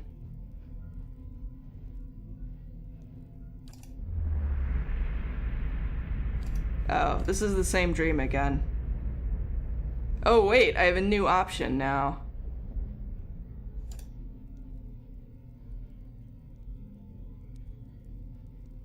Wait, hold on a second. I'm wondering if this will let me focus on the mother now. Yeah, because we didn't do this one before. Focus on the woman's cries. The woman should be in pain, the natural pain of childbirth. You know this, but it is faint, distant, and you realize that you're soothing the pain with your mind, smoothing out the eddies of pain and relaxing her thoughts just enough so that she can still push from within, push the child forth. Great, so I'm like a godlike morphine drip. You are taking that pain onto yourself, but the pain has layers. One is a pressure, a familiar, welcoming pain, and the other, it is sharp, a razor at your consciousness, more recent than this memory. As you try to recall how you reached this place, you feel the same hollowness inside yourself, a pit filled with the clawing winds of a Buick. The very thought fills you with disquiet, like the memory of a nightmare. Alright. So, I walked again in your dreams, thoughts, and I believe your memories. And what did you see in my memories? I would hear you speak of them. Why did I bring it up if I have no conversational options about it? I wanted to know more about you. And I you. In asking, we reveal ourselves to each other. I've been wondering this. Why are you called the Grieving Mother? The air seems to go still for a moment, and time stretches as it did before when the two of you first met. There's a wash of uncertainty from her mind. I remember someone saying that at the last stream, too. Buick. Yeah. Language is weird, you guys. There's a wash of uncertainty from her mind, slowly shaping into questions that swirl and do not coalesce. She does not move. She seems paralyzed, as if you have just wrapped her in a cold blanket. That is a question for you, not I. That is not my name, although if you wish to hang the title on me, I cannot stop you. Is that what you see when your eyes fall upon me? So, I named you? As a watcher, you may see what I do not, or your mind shapes the thoughts that project into I project into a new meaning. There is truth in that title, but it is not all I am. So what do you grieve, then? You must have felt it, seen it. It has as many names as the pain it has caused. As the words take shape, they seem to tumble from her, and the wave is great, rushing into your mind. To your surprise, you feel as if you've been touched by the Beowick again, and behind it, cutting through the torrent like a knife, are the thoughts of the grieving mother. There is a wound cut across the belly of the world, a jagged knife that has stripped the stems from men and carved furrows across the wombs of women. There is much I have forgotten, but I can feel the wound all around me. It will not let me rest, not let me be. The children have gone silent, yet their voices may be heard again. You speaking of the Hollowborn? The word was once unknown to me, as was much of what unfolded in the outside world. When the curse came upon us, I thought it a smaller thing, a thing of communities and hearths. It was only when I walked did I feel it stretching out around me in all the cracks of the world. Children have been cursed. I do not think it was something they caused, nor something deserved. That which is inside them has been torn away. I do not know how, but this wound must be stitched closed. The world bleeds forth from between a woman's legs. If this blood is not stemmed, the world will die and grow quiet. Do you know its cause? There's a desperation, a welling fear. You can almost feel her thoughts shivering, and you realize she is as lost as you are on the matter. And then a sudden sharp clarity. I shall know it, through you. Your eyes will track the cause, find the path, and I will be beside you. There is no wound that cannot be healed, and if you are truly a watcher, then this wound may be seen for what it is. There is no wound that cannot be healed. That's like the opposite of true, but okay. You saw me where I hid. Whoever's hands have stilled the world, you shall see them too. And if there's no way to heal it, what then? I will be there, and you will do what must be done. You were given your sight so that you may watch the world, and you will tend it. The children shall have their voice again. If your will is weak, then I shall strengthen it. Lean upon me. You feel a weight in her words, as if her hands are on your shoulders. You feel the questions in your mind lose an edge and become merely words. As I lean upon you, you shall be my eyes, as I shall be your hands when the time comes. What do you think of Durwood and the Empire? Those titles are markings on a map and channeled people's minds in violent directions. Such things are a threadbare blanket cast over the world where men and women seek more importance than simply being. How do you see the world, then? The world is a field of souls tilled by Barath's wheel. The thought of cultures and territories do not concern me. The sowing and harvest of the field does. Barath's wheel has slowed, perhaps stopped altogether. Whatever words, titles, laws, and blades not devoted to carving away the harm or healing that wound holds little importance for me. Can you tell me about the birthing bell? It is where I could draw new souls into the world. I recall some of the memory of it through what you have seen, but not all. What did you do when the Hollowborn came? There's a slight chill between the two of you, a current of emotion. The next thoughts come slowly, almost frightened into your mind, like terrified children blanketed with a mother's fear. Speak of the curse that fell upon the children. This curse that has fallen on this country. Yep. I know only that it is a scourge upon every hearth in the Durwood and one that threatens to tear this country asunder. Where is the birthing bell located? Birthing Bell lies deep in the great forest of the Deerwood, at the borders of Glanfathan land. Surrounding it, barely a town, not one you would find on any map. But it held an important place for those there, even if we were far from the beaten track. Small families tied like a knot, joined at the wrists in mind and thought. All were welcomed, all had purpose. What is that you're wearing on your wrist? She extends her hand, and the small chimes on her wrist sound at the motion just as they sounded in her memories. The chimes are finely crafted of white adra. They are wrapped around the grieving mother's wrists with tiny woven braids of hair of different colors, from white to black, brown to blonde. You feel as if you're noticing them for the first time. If the birthing chimes were given to newborns, why do you wear a set now? There was no child to carry it. And suddenly there is a rasping cry across your consciousness, and you see her flinch visibly as if struck. She raises her hands, and you see the chimes drape from them, yet they make no sound as she moves. In your memory, they look like bones. Carry the weight of 100 deaths. I know, Watcher. This is about the Hollowborn, isn't it? I think we established that. The Hollowborn have a future. They can be saved, and the tells spoke of such. How would you know? Have you seen this future? They can be saved. They must be saved. You have seen the beauty in childbirth. What good came into the world there on the plateau. You helped me recall it. It is a memory we shared. It is the truth. In the memory, you hid the chimes on your... No more equivocation. What really happened? What would you consider real, Watcher? The truth that was experienced and remembered? Or the one that burned out only to be swept under the rug and forgotten like ash from a fireplace? What happened mattered. Forgetting it doesn't make it less real. And how much of your own life has been lost to the error of memory? How many loves and betrayals were colored with the false hues of emotion? A pity to wonder how much of your own life happened the way you recall. The writing in this game is so fucking interesting.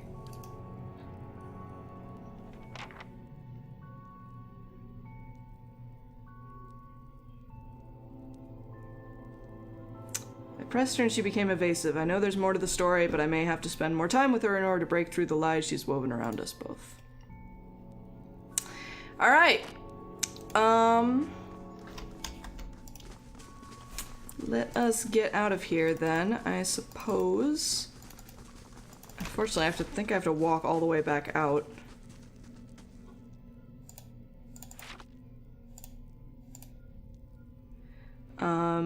And then I guess we will... What will we do? Who's my favorite companion so far? Probably the grieving mother. She's the one I'm most, like, curious about and the most, like, interestingly written. It's a tough choice between her and Pal, though, because Pal is pretty fucking intense. Okay, so we have a couple of options here. We can explore the ruins of our stronghold, because we've leveled up a little bit, so we probably won't get so easily killed now. So we could do that, or we can go after Sagani's quest, or we can do Pal's quest in Twin Elms, or we can do the main quest. Is there any opinion from the chat, or shall I just pick at random?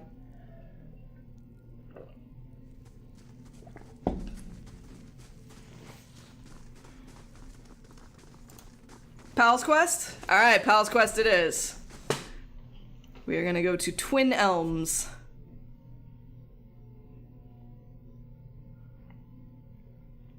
Once we manage to find our way out of here.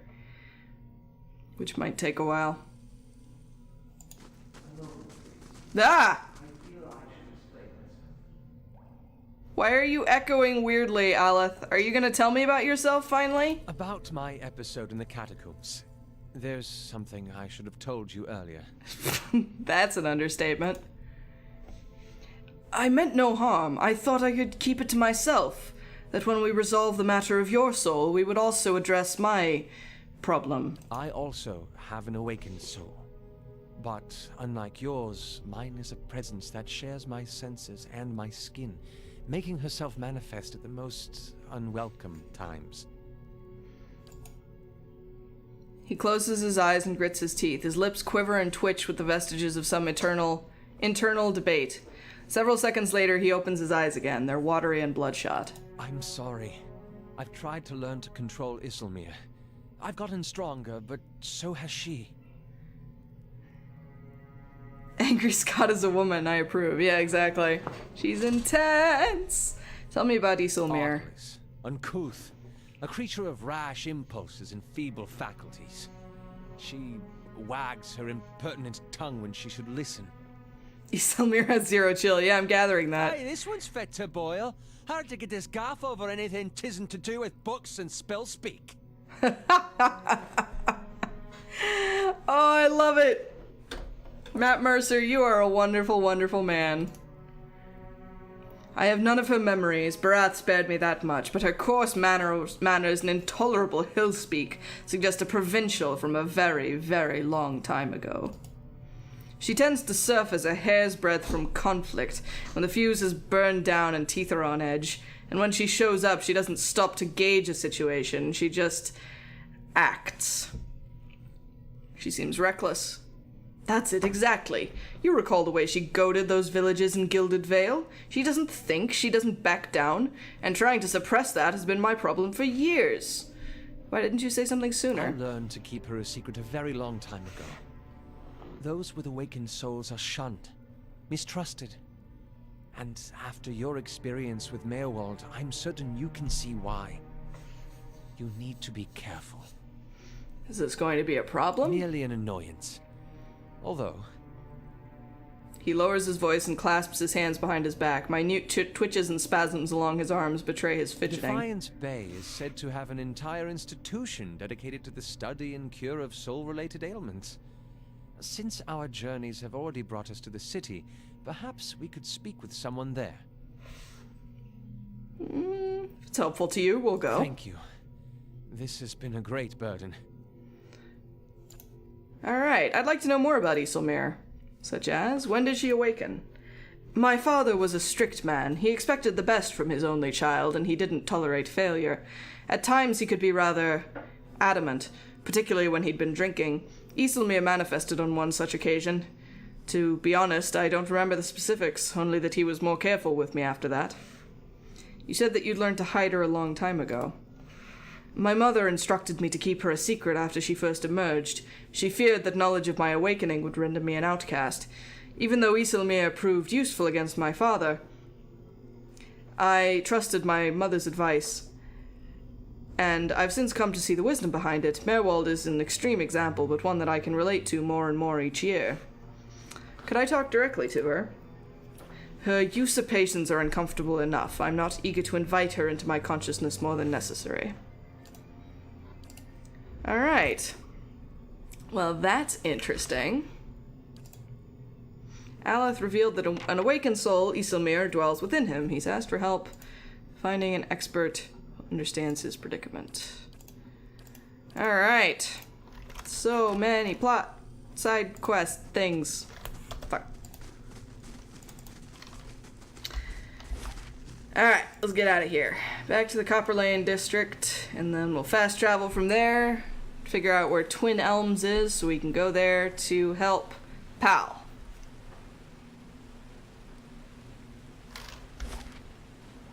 That is the plan. Faster! Hurry up! There's nothing exciting about this.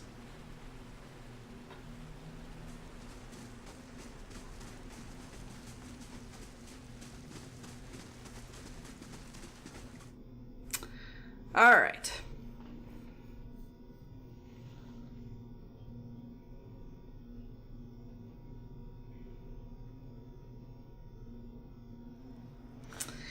Alright, where is my nearest fast travel place? Up here, I suppose.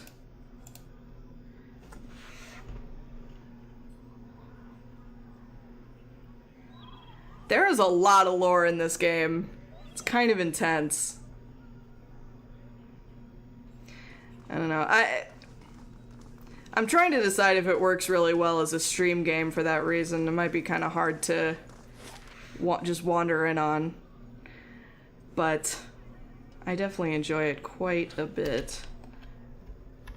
Alright, Deerford Village we have to go to for the main quest, I know. Twin Elms. Alright, it looks like we haven't found that yet. So I'm going to Google where that is. Stand by one moment. Pillars of Eternity, Twin Elms. Getting to Twin Elms. Okay, Holy City of Twin Elms is established between a pair of ancient elm trees. Right, but how do I get there, friend? Map of... no.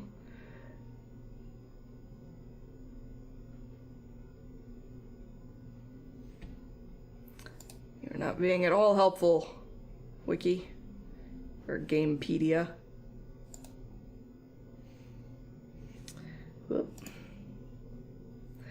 Alright, how to reach Elmshore Twin Elms area.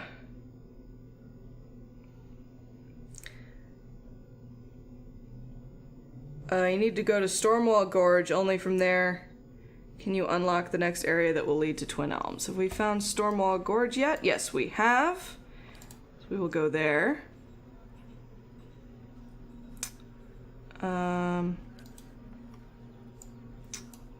Actually, I think I might... Is there a inn around here? There is. Maybe we'll go ahead and sleep at the inn while we have the opportunity, and then travel to Stormwall Gorge from there.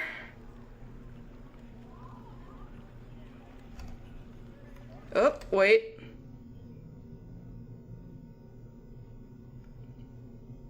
Okay, update. Evidently we can't get there until after somewhere in Act 2.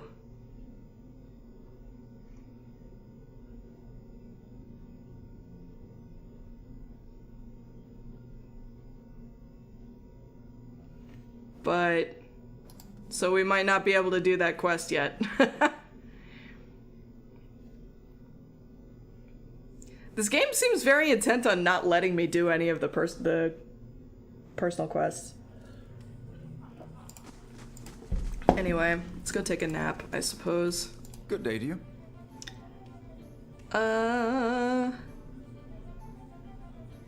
Actually, we should sell shit as well. Oh, I end up there for the plot.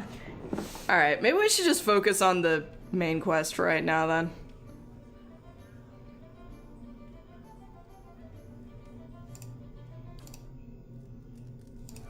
Nap time. Alright, cool. We are all in good shape, and I would also like to buy stuff, or sell stuff, rather. I'd like to sell stuff to you. Which of these do I not need? Ooh, that looks useful, actually. Let's take a look at our inventory here first. Okay, keep those. Right, you use a scepter, right? Is this better than your current scepter? It is! I will give that to you. Blue stone scepter. Shaped from a single sapphire. That's cool. Alright, we will give that to you then. Bloop. Sell that. More lockpicks. Do these not stack? I guess they only stack to 5. Alright, I think we decided no one wants that.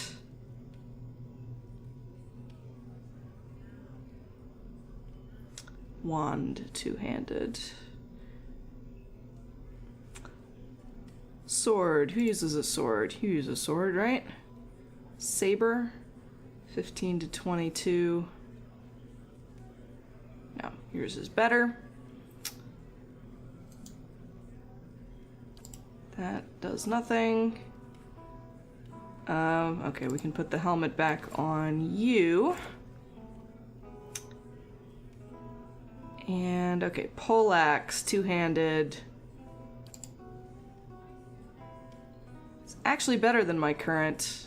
Oh no, I'm using a one-handed axe though, so never mind. Do we have anyone who has a two-handed? Oh, you do. Great sword. But it's better than that.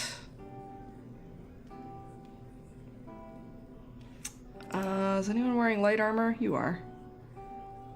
It's not as good. Okay, I think we can sell all of this. It's not useful. God friggin'. There we go. Buy my crap. All of it. God friggin'. There.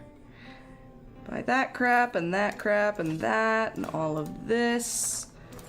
And... Actually, no, we'll keep that. I don't know if it'll be important later.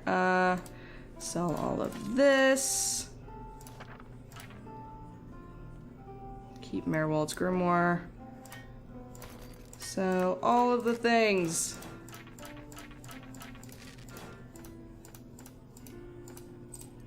Cool. Look how much money I have. We should spend it all on camping supplies. What? Yellow lab, 150. What?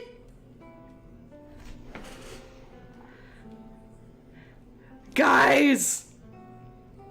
This is a very important development. I can buy a pupper. Ah! 150 gold sold. And all the camping supplies.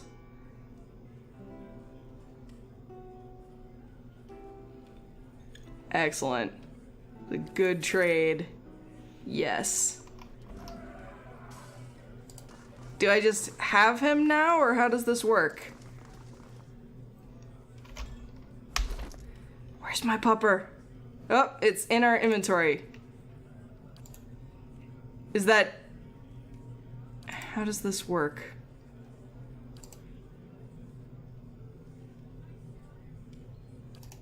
What do I do with this item? Oh wait, here we go. Pet. This is the best thing. There he is! I think. Wait, is that... God damn it. Is that him? Oh, good boy.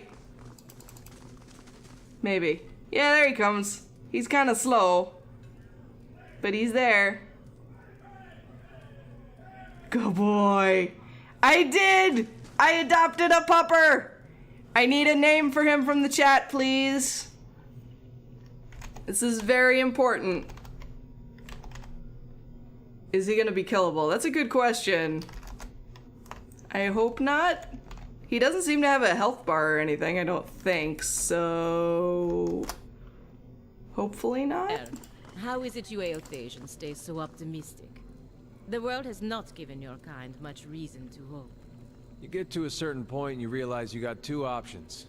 You can go mad with grief and tear out all your hair and check yourself into the sanitarium.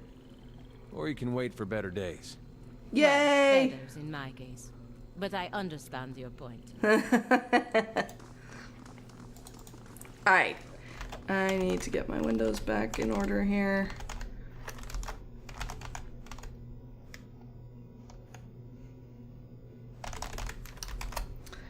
There we go. Okay, so let's get out of here and head... So, alright, so we decided that we probably can't do Pal's quest yet.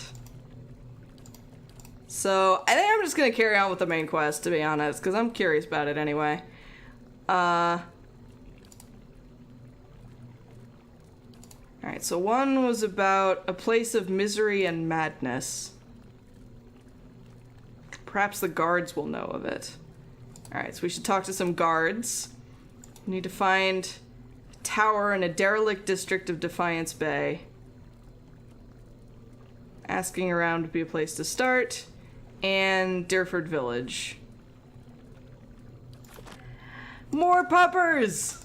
So many pupper options. Alright, let's talk to these guys. Justiciar. Alright. Where are the mad kept in Defiance Bay?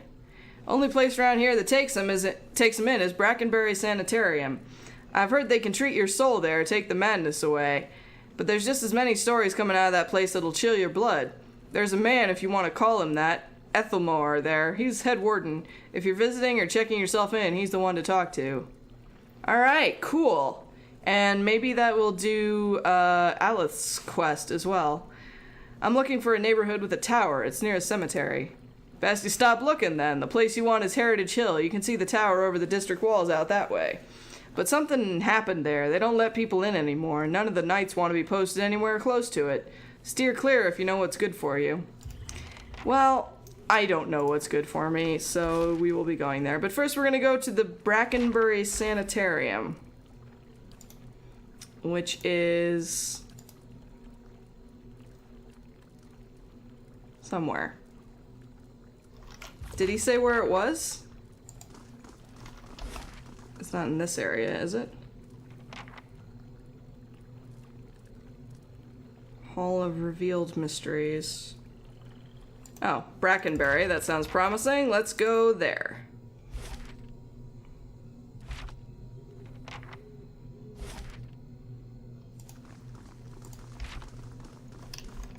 There goes the pupper!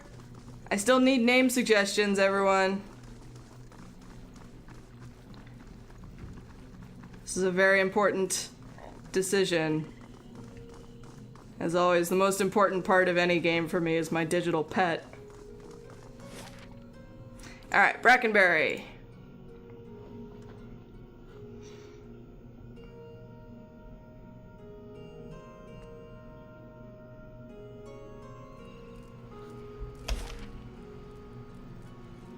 Do you still have family living in the Deerwood, Adair? No, not these days. Parents left the country years back during the purges. I think about them a lot. It's a shame you and your Pop-Tart? family suffered. I even love it. after the Saints were Perfect. ended. You Deerwoodens certainly have a knack for holding on to old grudges. I only partially heard that, but... Alright, so... That's house something. Charred barrel. Sanitarium. There we go. Perfect.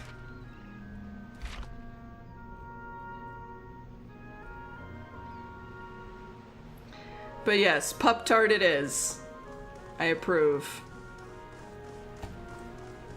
There you go! Go boy, Pup Tart! Yeah, I know. Huh, interesting. Who are Good you? day, stranger. A woman stands in the shade of the garden, muttering to herself. She's fixated on the pages of a large and well-worn tome, seemingly oblivious to the blooming flowers and the cool, fragrant breeze. She only looks up when your shadow crosses her page. Do you mind? I'm rather busy. I mean, to be honest, I have no reason to, like, interrupt this lady, but whatever. What are you so busy with? I'm studying soul attachment. We all know that souls move into people at birth and out of them at death, but we still have a lot of questions about what makes them stick, so to speak. What do you mean about making them stick? She brushes a stray lock from her forehead. Souls power bodies and give their tissues life, but only when they're firmly attached. It's separation that leads to a whole spate of soul-related ailments, including the Hollowborn.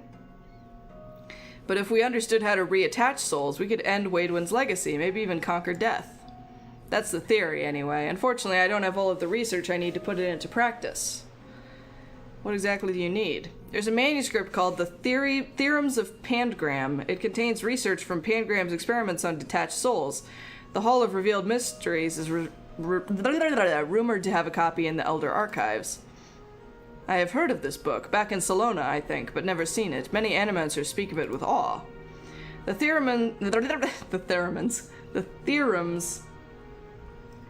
Yeah, this is true, Tavi. The theorems could advance my research by leaps and bounds, but Grimda, the High Archivist, worships whale, which means she has some paradoxical views on sharing and restricting knowledge. And since she's not exactly a proponent of animancy, she tends to restrict the kinds of information that would be useful to me. I'm sorry to hear that. Anyway, I should probably get back to work.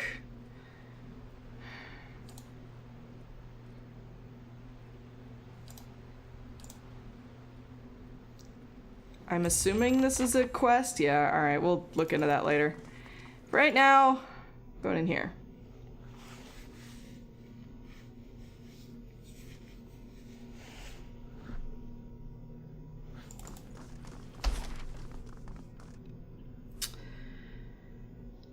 Okay, is this where... Okay, yeah, cool, this is Alice's quest as well. So we need to find the mad dude, the man who waits, speak to the head warden, and also talk to somebody about Aleph. Excuse me. This table is set with an assortment of leaflets and booklets with titles like Practical Benefits of Animancy and Soul Adjustment for the Well-Adjusted Soul. I love it. Alright, who's this lady? Oh, hello. As you near, you feel a vibrant history contained in the essence of this woman's soul. Voices from its past seem to call out to you. You sense a strange divide in this woman's soul, an unnatural boundary between two opposed wills. You see the woman pausing by a roadside to hand something to the driver of a stopped wagon. These herbs should help with his party's sickness, she tells him. He can find more along the road, easy to spot with their serrated leaves, but avoid the ones with the green berries. It's a different species, toxic. He thanks her and offers her coin, but she waves him off, explaining that she is merely doing what her order asks of her. He nods, and she heads off down the road as he begins to hungrily consume... the herb. You see the woman searching alongside the road now, the wagon just up the path, and you realize you have skipped backward in her memory. She sets eyes on a plant with serrated leaves and green berries. She picks several handfuls, tearing the berries off one by one and tossing them to the ground. She nudges them off the path into the brush quickly with her boot, without looking down, as if to hide them from her own sight, before striding back toward the wagon, hand outstretched. So she poisoned a dude. What the hell? That's creepy. Okay, no, we've had this already. Same deal. Alright. Warden, an animancer from the Republic's been... wait a minute. Is the head warden a statue? What the fuck? A well-maintained statue of a middle-aged man presides over the room, looking down unblinking over the bustle of harried academics pestered by the hopeful desperate. A strong warmth emanates from it that you could sense from across the room. There is a human soul stored beneath the stonework. You feel its attention turned towards you. This is such a, this game has such interesting, conceits. I freaking love it. It has been some time since a watcher graced these halls. I am envious of your natural insights, traveler. I can only imagine how it might have helped my work in life. Now, what is it that has brought you to my sanitarium? I'm curious as to how you've come to be in your present state. In the statue, you mean? Well, I was old, and it seemed wrong to me, a lifetime spent in pursuit of discovery only to lose it all in death. Somewhere, someday, I would wake up in a new body none the wiser and pursue a different course entirely, all that experience wasted.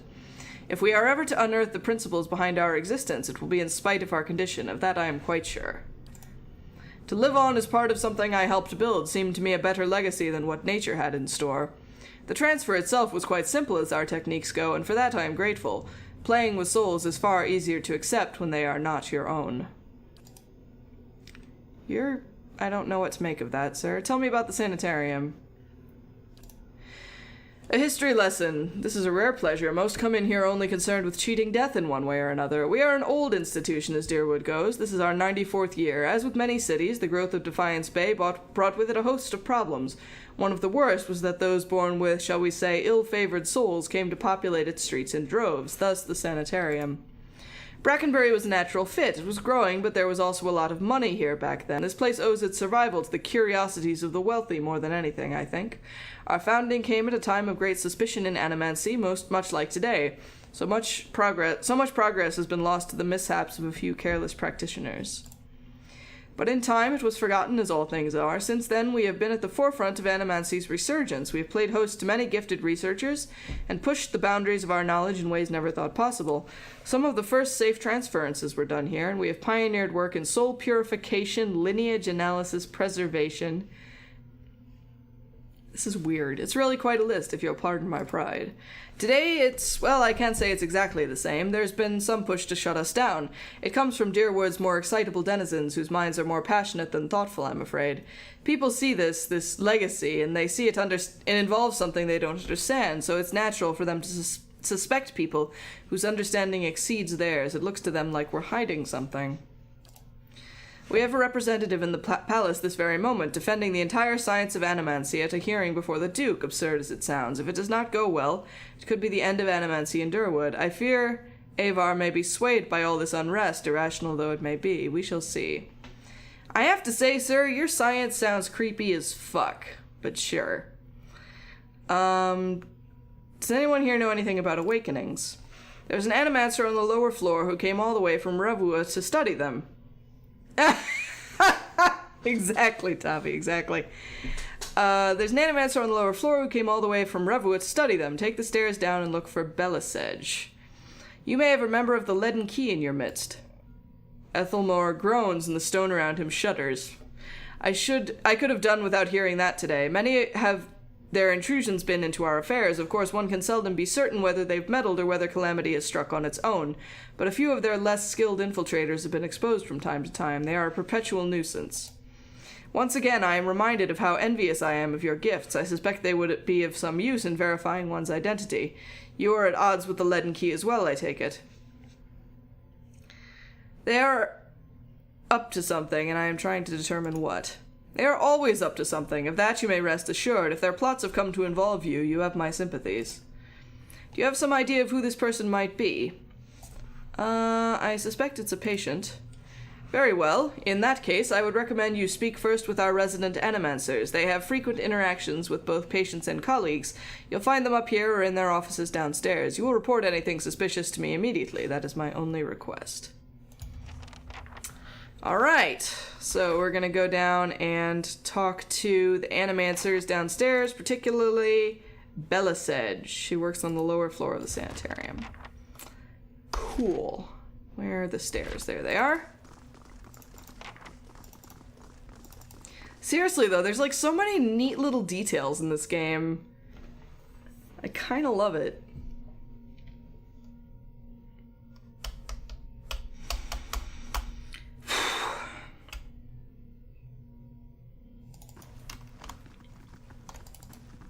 Alright, who we got down here? Hello?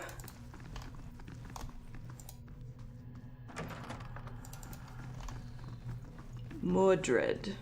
That's not an ominous name at all. I'm gonna steal your shit, Modred. In a corner of Modred's lab rests a large weathered trunk.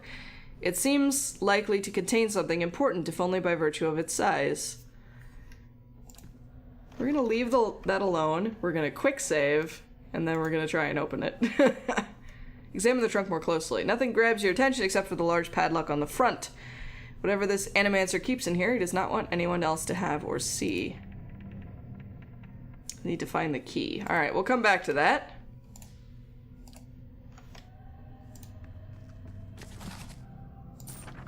Oh, shit. Nope. JK, we're not gonna steal. Yet.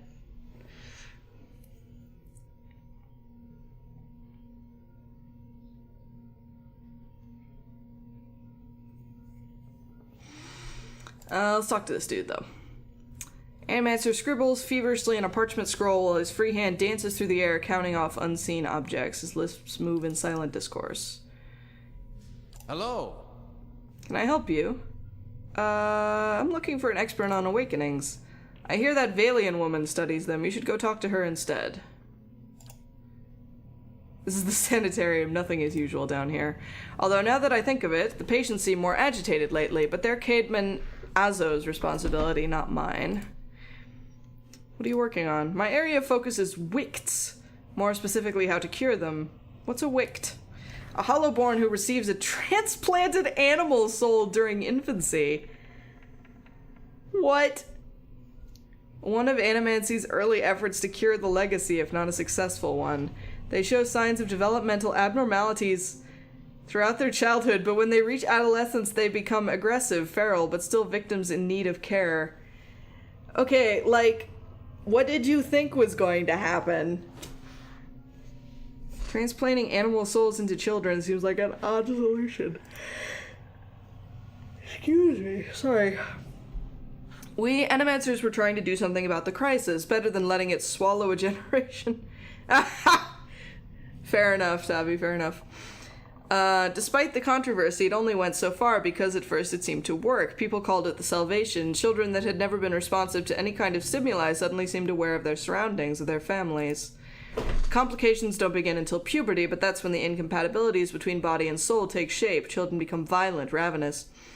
But we paid dearly for our mistake, I promise you. Angry mobs hunted down Animancers and burned their homes with them still inside, often as not. A grotesque manipulation, a desperate solution for a desperate problem, and the parents were heartbroken, betrayed. But it was important to try something, was it not? To bring hope even for a little while. People took to calling it the cruel salvation, and many still loathe us for it, but we wanted to stop the legacy as much as anyone. The public begged for our help, and we did the best we could. I still don't know if that absolves us. Just think of all the families that could be healed, the lives that could be restored. What could be more important? Animancy has an answer here, I know it. It's simply a matter of working it out. Such pain, Watcher, and such determination. Alright, goodbye.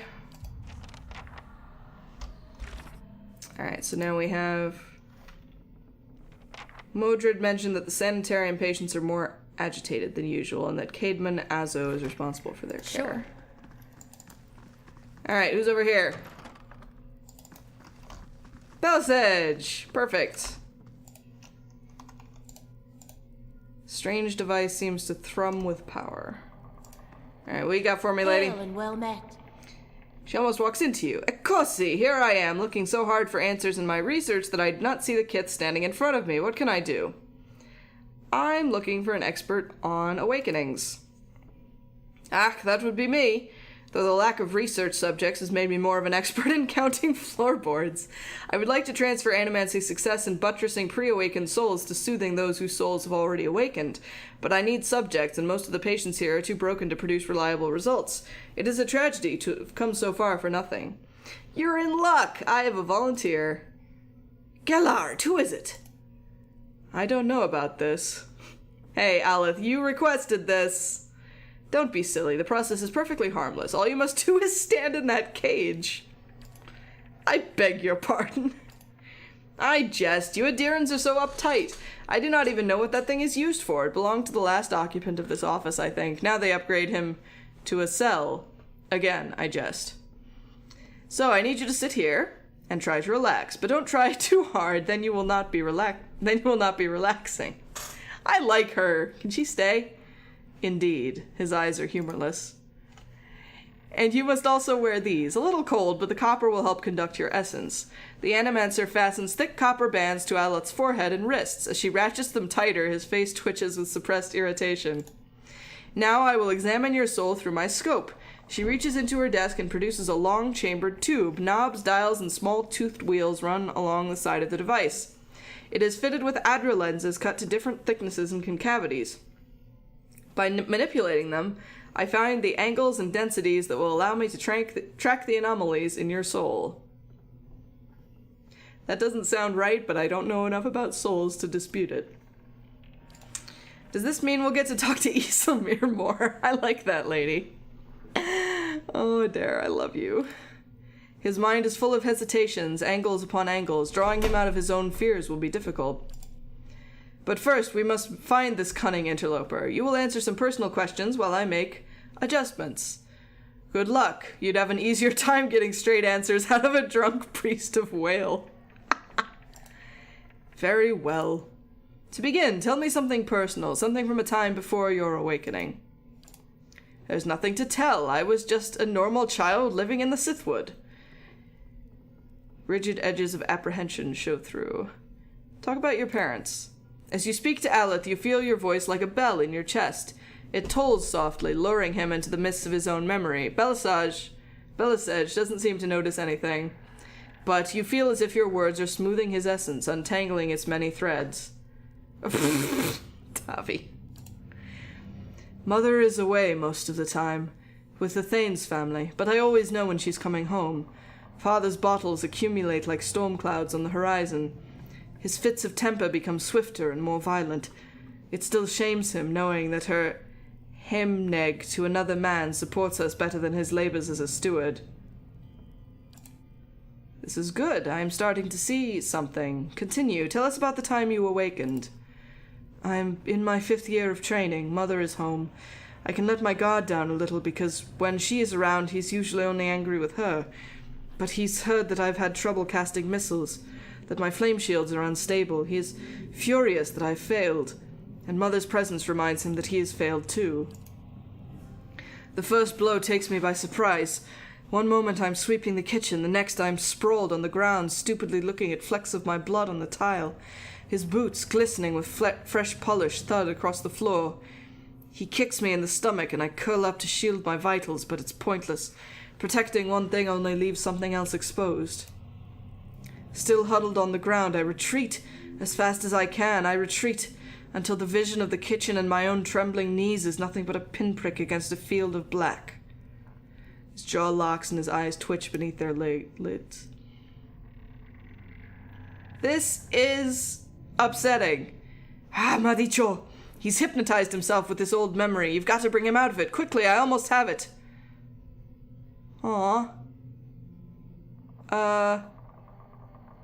I'm gonna be nice, okay? You're safe. Everything's fine. He's ne'er safe when I hop upon... Oh, that's terrible.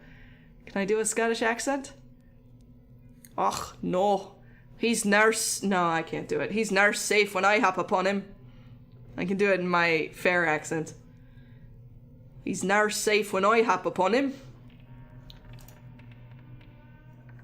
Belisage...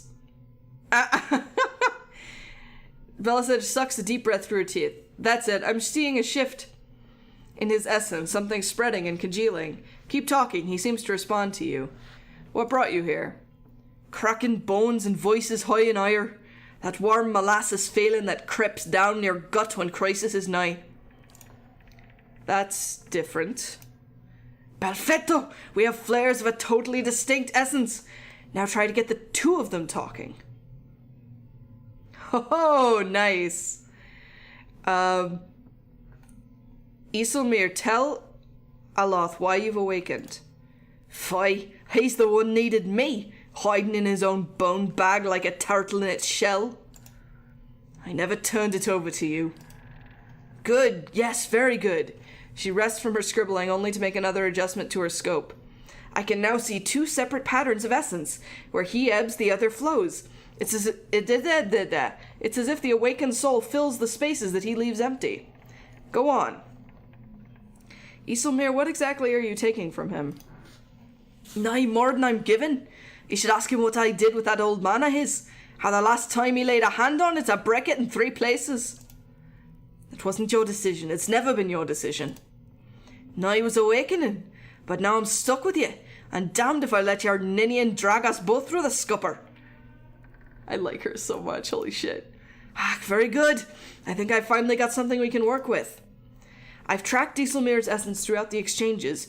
She had a particularly high-density index during the most heated portions of their argument, and her essence seemed to localize most clearly in the lower portion of the subject's left ribcage. That's right around the spleen, which of course means that she is triggered by black bile. No doubt the subject's characteristic melancholy is to blame. Hey, writer! Welcome, welcome. Thank you. Thank you. Practicing for fair tomorrow. Aleph blinks back at you, and in the midst of his perturbation, you're not quite sure who's looking out of his eyes. That's utter horseshit. Sagani's eyes are wide and innocent. It does seem as though she's got one thing right. Yes, never mind my years of training. I suppose you have a better explanation. Alright, Isilmir manifests when Aloth is in danger or under pressure. Belisage carefully scratches her jaw, her gaze darting between you and Aloth. I suppose that could be true. I'll have to check this against other research. Well and good for you, but what does this mean for me? Belisage frowns at her notes, tapping her cheek with a quill and making a grand show of concentration. However, you catch her stealing a glance at you over the pages.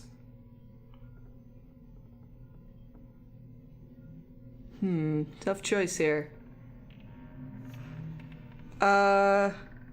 She did you a favor by dealing with your father, didn't she? I think she's trying to help you stand up for yourself. You may not like her methods, but you should hear her out. Embrace your angry guardian angel, exactly. If you had to listen to her half as much as I do, you wouldn't say that. I've got a lot to process. Regardless, thank you for your help. She sets her notes on the desk and returns to her scope. Well, I hope this has been as useful to you as it has been to me. I finally have material worth publishing. You'll be the toast of Revua, Fentra Aloth. Aye, advancing the right-wise principles of animancy. Just what you've always wanted. As you turn to leave, you catch a darting movement out of the corner of your eye. Belisage is humming to herself, still occupied with her scope, but Aloth is holding her notes. He's just about to tuck them into his cloak when he catches you watching. He holds a finger to his lips, his eyes wide and imploring. Please, I don't want my personal information published like this, especially not after her nonsense.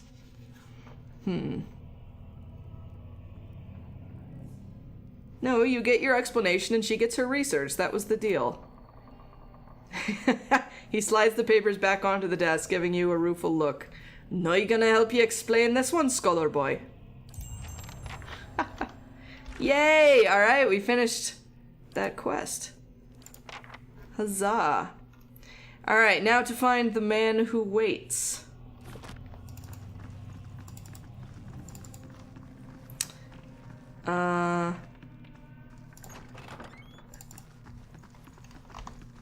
Potentially? Edges of the cages are dented and scored with claw marks. Okay, then. These guys have anything to say? Nope. Who's in here? Anybody? Ripley! What's your deal, Ripley? Welcome. A young Orlan woman traces her fingers along the spines of the books in front of her, row by row, her motions quick and skittish like a bird's. She does not notice you until you are nearly upon her. Oh my, you startled me. Are you supposed to be in here? I'm investigating any suspicious activity in the sanitarium.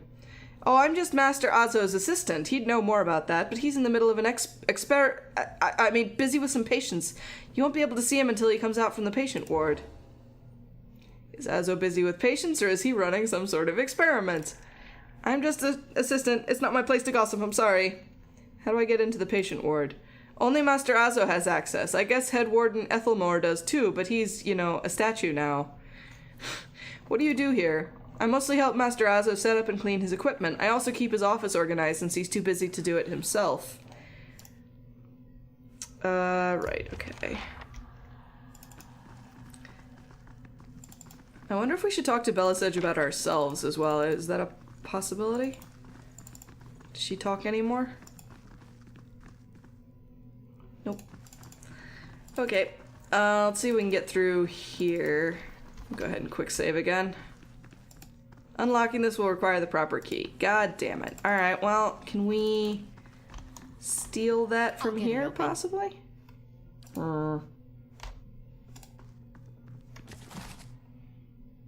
Note from Azo. I will read that.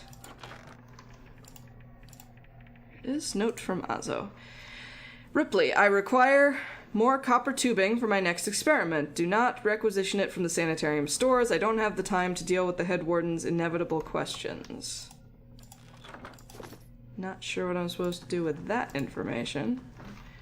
I'm gonna quick save, and then I'm gonna lockpick this. Finished. And then I'm gonna see what's in it. Patient records. And then we're gonna reload the quick save and not waste the things. Subject is female, mid-40s, awakened to a past life as a serial murderer, which now frequently emerges as the soul's dominant personality. Subject vacillates between violence and severe depression, resulting from guilt of past deeds, weak candidate for present research. Subject is a male, approximately early 30s, power of speech absent, presumably as a result of the overfragmentation of his soul. As such, he is the ideal subject for present research. However, experimentation has caused severe pain and induced panic, and I have had to enlist the aid of the guards in transporting him for more recent procedures. Subject is male, mid-20s, displays acute dissociation and paranoid delusional tendencies, causing anger and extreme violence. Dangers of working with the subject preclude possibility of further use. Are any of these the people we're looking for? Subject is a male, approximately 17 years of age, admitted for episodes of catatonia. Severe fragmentation and essence deficiency. Alright, I don't know if that gave us any... Alright, so I need to tell the head warden about those experiments, which I guess will get me further in this quest. Hi, kitty. You here to say hi to your fan club? Come here, buddy. Whoop. Here we go. Alonzo sighting. Yay. Look at the camera, Alonzo. Good boy. Off you go.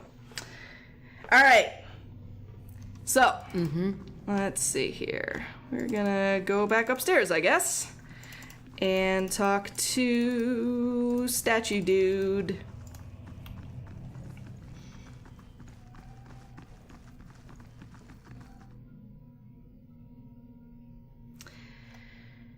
And hopefully get access to talk to him.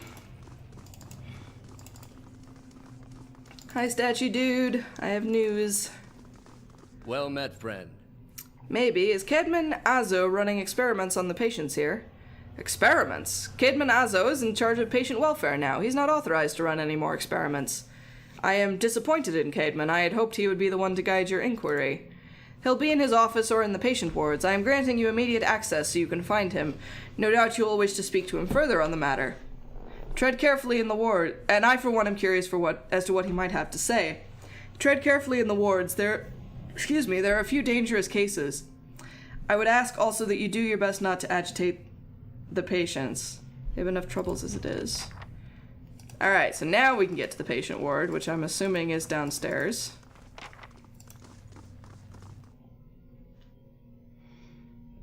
That door that we couldn't get through before. Yeah, I know, right? I'm a little concerned about this, but, we'll see. See what we can find. Can I get through here now? Head warden says you can go in. Be careful in there. How do you know that? He couldn't have come down to tell you. Okay, this is not high quality living conditions. Flesh construct. What? I have questions.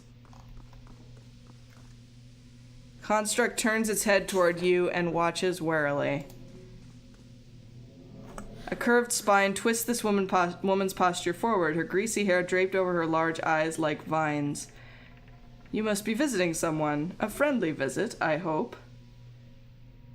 What do you know about this Animancer, Azo? Oh, I like him very much. Many Animancers could care less about their patients, look at us like vermin for their experiments, but Master Azo treats us like humans, even the very sick. You can tell he does this to help people. He's helped me understand a great deal about myself, and I know he's done the same for others. It's too bad what they did to him. He hides it well, but I know he's still affected by it. What happened to Azo? They don't like to talk about it, but there was an accident. He was said to be one of the brightest in Durwood. That was his reputation here, and that was what brought me to seek treatment. People say it was ego that drove him to try and solve the legacy, but that's hogwash, even if he was a bit of a showman. He loves his homeland. He thought it could help. He wasn't one to speak of his work, suspected his colleagues might have tried to steal it. But he told me once that he had figured out a way to create a soul. Not a soul exactly, mind you. How did he put it? A proxy, I think he called it. Had some machine that drew energy out of the very ether. Can you imagine? The point is, it was going to help with the legacy. It was going to make the Hollowborn into something easier to love and care for. Gods know that's something we need. Do you know what they call those empty little babies in Andra's gift? I suspect I don't want to know. They call them buoys. Oh, that's awful. They call them buoys because so many of them are found floating face down in the water. These are mad times. Ugh. Grieving mother's hands fly to her ears and her mouth frames a silent scream. Only her mind speaks. Evils that magnify tragedies. This is what we must stop. Anyway, Master Azo had scheduled a public demonstration of his work in Copper Lane. He was so excited. And then the next day he was locked in his office, turning away visitors, I heard. And he stopped seeing patients. I don't know exactly what happened, and I don't have the heart to ask him. But I'm glad they're letting him treat people again. Do you know where I might find Azo? I think I've seen him around today. Have you checked the laboratory? It shares a wall with his office. He's been spending most of his time there lately. Have any of the patients here been acting unusually?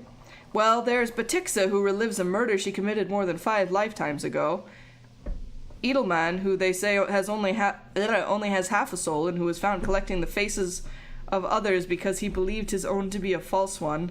Graham, he speaks in a language no one understands and wails at night sometimes. Different from their normal behavior, I mean. Well, yes, I suppose, but nothing they didn't volunteer for. Master Azo let us know that a number of patients in the North Ward had volunteered for a new therapy and would be escorted to his laboratory to receive treatment. The North Ward has our most troubled cases. I'm glad some of them have chosen to get help. It seems to me it's gotten quieter over there since it started. I have a bad feeling about this. It's Graham I see them taking in the most. He struggles, but he always was a bit of a wild one. Would I be able to visit the North Ward? They like to keep them separate. I don't know that I've ever seen the guards allow a visitor, just Master Azo.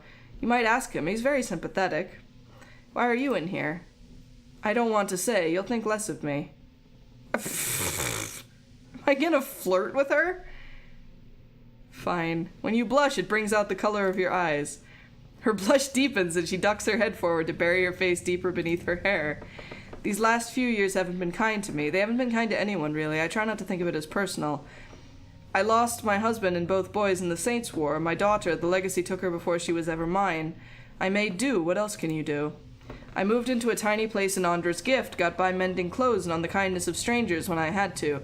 But I was surviving and the gods were watching over me. I could live with that. Then one day this noblewoman comes in, wants this fancy gown fixed. Gorgeous thing, this shade of blue I'd never seen before. Only I looked at it, and it reminded me of something. I had what they call an awakening. I remembered being a noblewoman myself in another life, people doting over me, men doting over me, me! The best food, the most beautiful home, all the things you'd never dare to dream of. They were mine. It was poison knowing that. All those things I had that I'll never have in this life. It did something to me. My food started to taste rotten. The walls in my little room seemed to close in around me. I stopped being able to sleep in my own bed. So I came here. It was that or break into an estate and start ordering servants around. It seems like such a silly thing to worry about. You don't have to tell me, but I can't get past it. And I start to wonder, did the gods choose this life for me? And if so, what terrible thing must I have done to deserve it? You did right before. There's nothing to do but live with it. That's what kept me going, but it hasn't gotten easier, and it's just too bad. Alright, we gotta go to the northward, which is presumably in this direction somewhere. Crooked boards show deep gouge marks. They're spaced like folk or elven fingernails. Crooked chalk tally marks cover the surface of this table. This is all super disquieting, y'all. Sugar. Sure. Okay, where? This way. I guess? They said the laboratory shares a wall with his office, right? So yeah, this one down here. Hello? Anyone at home? What do we got? Something churns and bubbles in this tank. Copper wires and conduits are shiny. The device is warm to the touch. Alright, I can't lockpick that. Hold on. We're gonna do the same thing again. We're gonna lockpick and see what's inside and then reload the save. I've got it. I'll get it open. I'll get it open. Oh, okay. Evidently we can't even try if it's that high above our level. Does it use lockpicks when I do that? I'll get it open. It doesn't. Okay, that's fine then. I'll get it open. Same with this one, I think. Yeah, okay, so it's not even an option. So never mind. But hey, look who we found. Cadman Azo. What up, dude? A round-faced, balding man turns to face you. His upper lip is pulled upward slightly by his pointed nose, exposing his upper teeth when he scowls. What is the meaning of this? Ethelmore told me you're not supposed to be doing any more experiments. Yes, well, Ethelmore hasn't done much good for anybody since he had his soul moved to an inanimate object, so I fail to see why I should let that sway me. If animancers all followed the commands of their leaders, where would we be? We'd all be as backward and willfully ignorant as Red Surus. We would know nothing about life or death or even ourselves. We would be lost in the dark with no clue as to why. I never thought I'd find myself in agreement with a statue, but Ethelmo is right about this fellow at least. How easily ambition masquerades as prudence. I'll bet he's fooled even himself. You toy with things beyond our comprehension. It's dangerous and foolish. Are you Ceres? Are you Widewen himself, risen to smite me for my heretical belief in learning who I am and why I exist? Please. You are afraid because men have taught you to be afraid. Because they were taught to be afraid. These things are only beyond our comprehension because of the fears of people like you. Who will solve Widewen's legacy? Some church? Some warrior? It will be an animancer, or it will be no one at all. Have you tried your experiments on any other subject? I have, yes. No point in lying about it, now that Ethelmore is involved. I asked for volunteers from our patients, and a few brave souls came forward. I was very close at one time to a breakthrough. They understood that. They understood their sacrifices would mean something. I heard you were demoted. How did it happen? That's none of your concern. Did one of the others put you up to this? Audemare? That smug weasel. Things went wrong. Everything. I don't know how. I'll never know. I'd like access to the North Ward, now that I've been incredibly intrusive and demanding. Out of the question. Those patients are in isolation for a reason. Oh no! I don't have high enough stats. So you can coerce them into your experiments? Freyl told me everything. She's a patient! That blazing woman knows nothing of the nature of my experiments. He balls up his fists and digs his teeth into his index finger, a growl simmering beneath his breath and a deep scowl compressing his face. Speak to them for all the good it do you. I'm sure the discussions will be fascinating. Okay then. Goodbye. Thanks for the key to somewhere. I don't know. This is a big old mess of a place. Hi folks, just passing through. This is gross. Y'all are not living in a good condition. Another flesh construct. No speak. Okay. What is happening? Unlock with North Ward key. Here we go.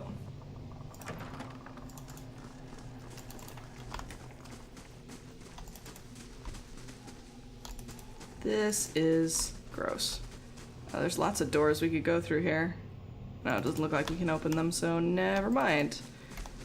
Here we go.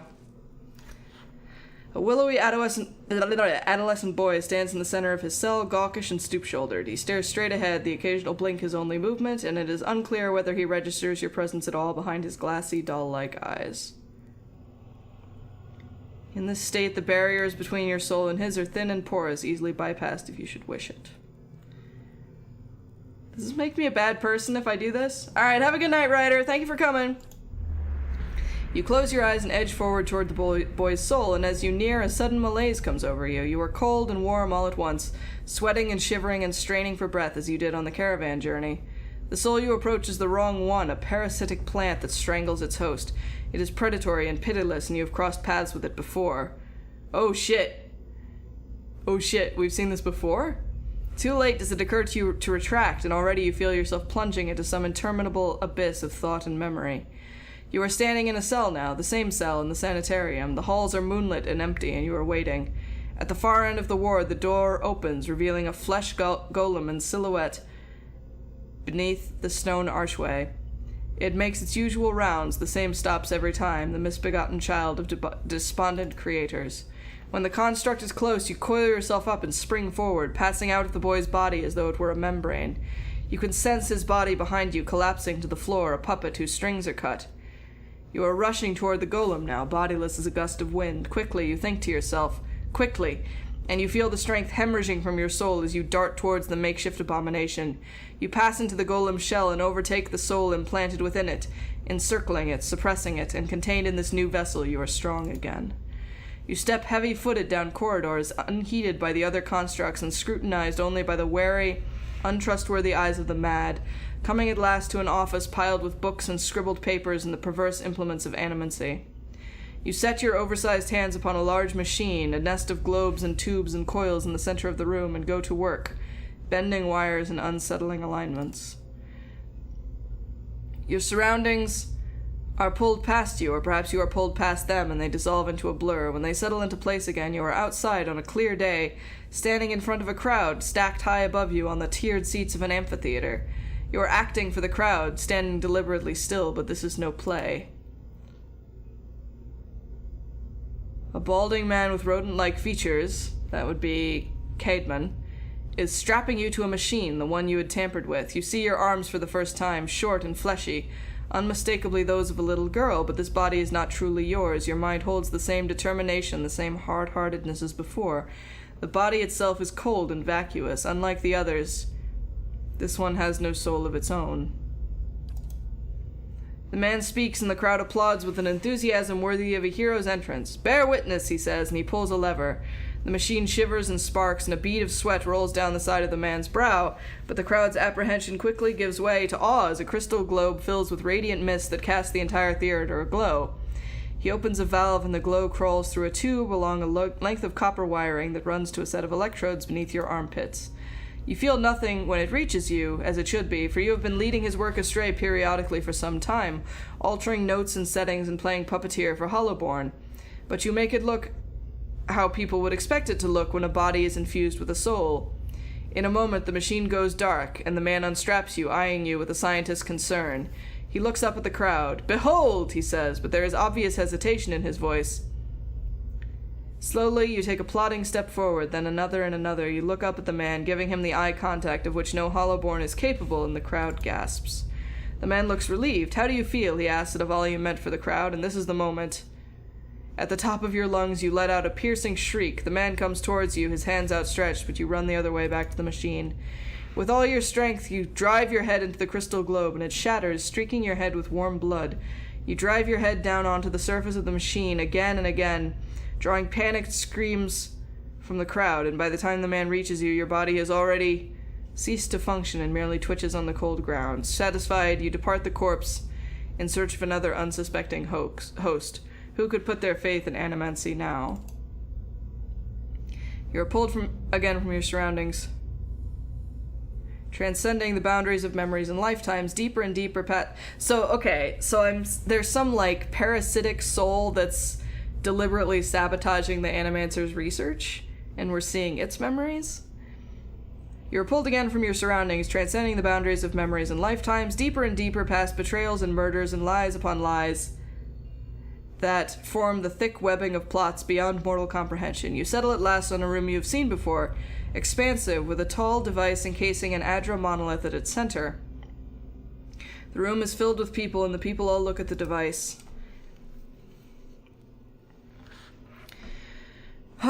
You are yanked suddenly back to reality, and the once catatonic boy in the cell is looking directly at you, appraising, calculating. Oh shit. There is no mistaking now that it is the soul of the man who caused your awakening that gazes out from that borrowed husk. Oh shit, guys. You made me into a watcher. I need you to undo it. Is that so? He makes no effort to hide his disinterest, but he continues to search your eyes. He makes a slight grunting noise, and his eyes soften for an instant, and it seems, for that moment, that he recognizes you. He opens his mouth to speak, then seems to think better of what he was about to say. His jaw tightens. I know your look. You hunger. Hunger for answers that elude you. It gnaws at your soul. It usurps your reason for being. You are like everyone. I will help you let go.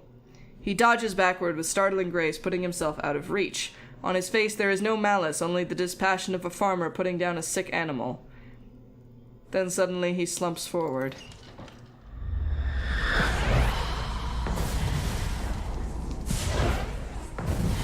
Holy shit.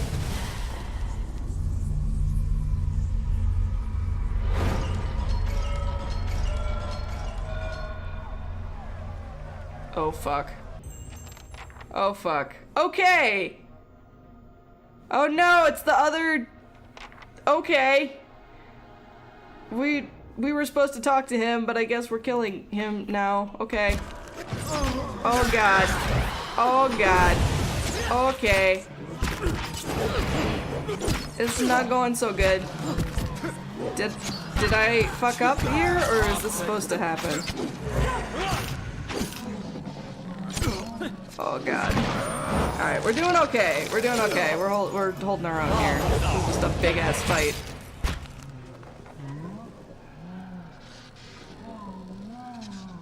Okay.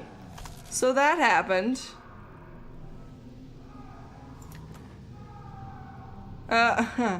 Alright, we got like 3,000 clubs and clothes and not much else. Okay, alright, good. Alright, these guys don't really have anything on them.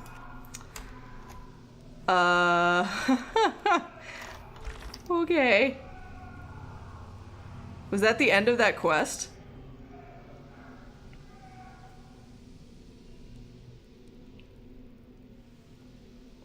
Oh, fuck.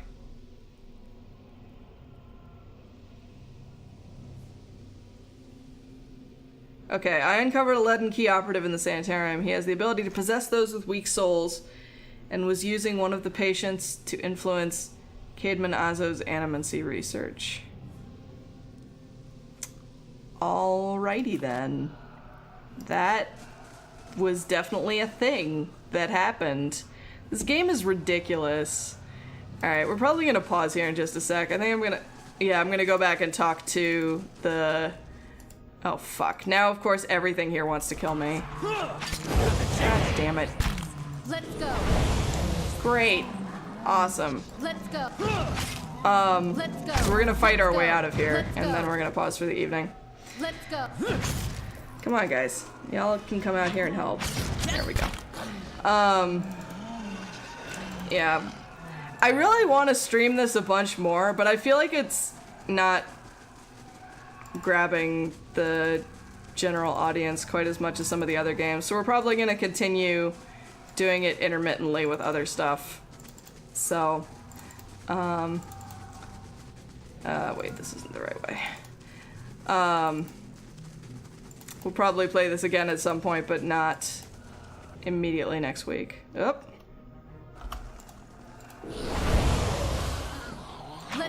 Oh, these are the kids with the animal souls. Ugh. This is so uncomfortable. Hey. Oop. Right.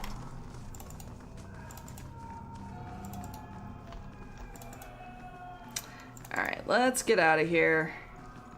I'm getting out of here. It's not safe anymore. Yeah, that's probably true. Is that the lady we were talking to before?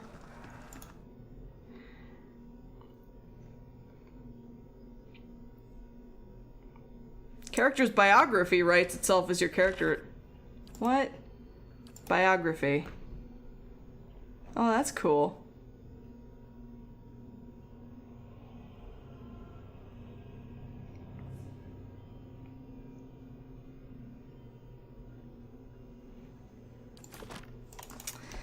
That's good. That's useful if I can't figure out what's happening. Oh, fuck. Wait. I don't know what she said. I don't know what I just said. I clicked too fast. Fuck. Alright, well. I have read accounts of people in history who could do what you described. The accounts are few and brief and never reliable. Some go so far as to suggest that they are all the same person. If truly such a person was here among us, plotting our ruin, would that I had a body again and could be of some real use in our time of need. I fear what the future may hold for this place. I am grateful you were able to dispatch the threat before there was loss of innocent life. We very nearly had another scandal on our hands. I mean, there was loss of innocent life. There were a ton of folks down there that I had to kill. Are you a dum-dum? What of Azo? What part did his experiments play in this catastrophe? I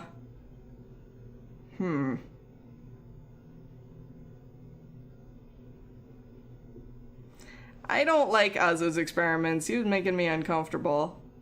If I hadn't come along, Azo's experiments would have eventually resulted in another scandal. At the worst possible time. Say no more. Caedmon Azo is no longer welcome at this facility. Okay, then. Cool. Alright, so on that note, I think we are going to pause for the evening. So we will, as I said, probably pause on streaming this, pick it up again some other time. Next week we'll do something different. As always, open to requests or suggestions for games that I should poke at. But we will be resuming as usual next Friday. So thank you all so much for watching.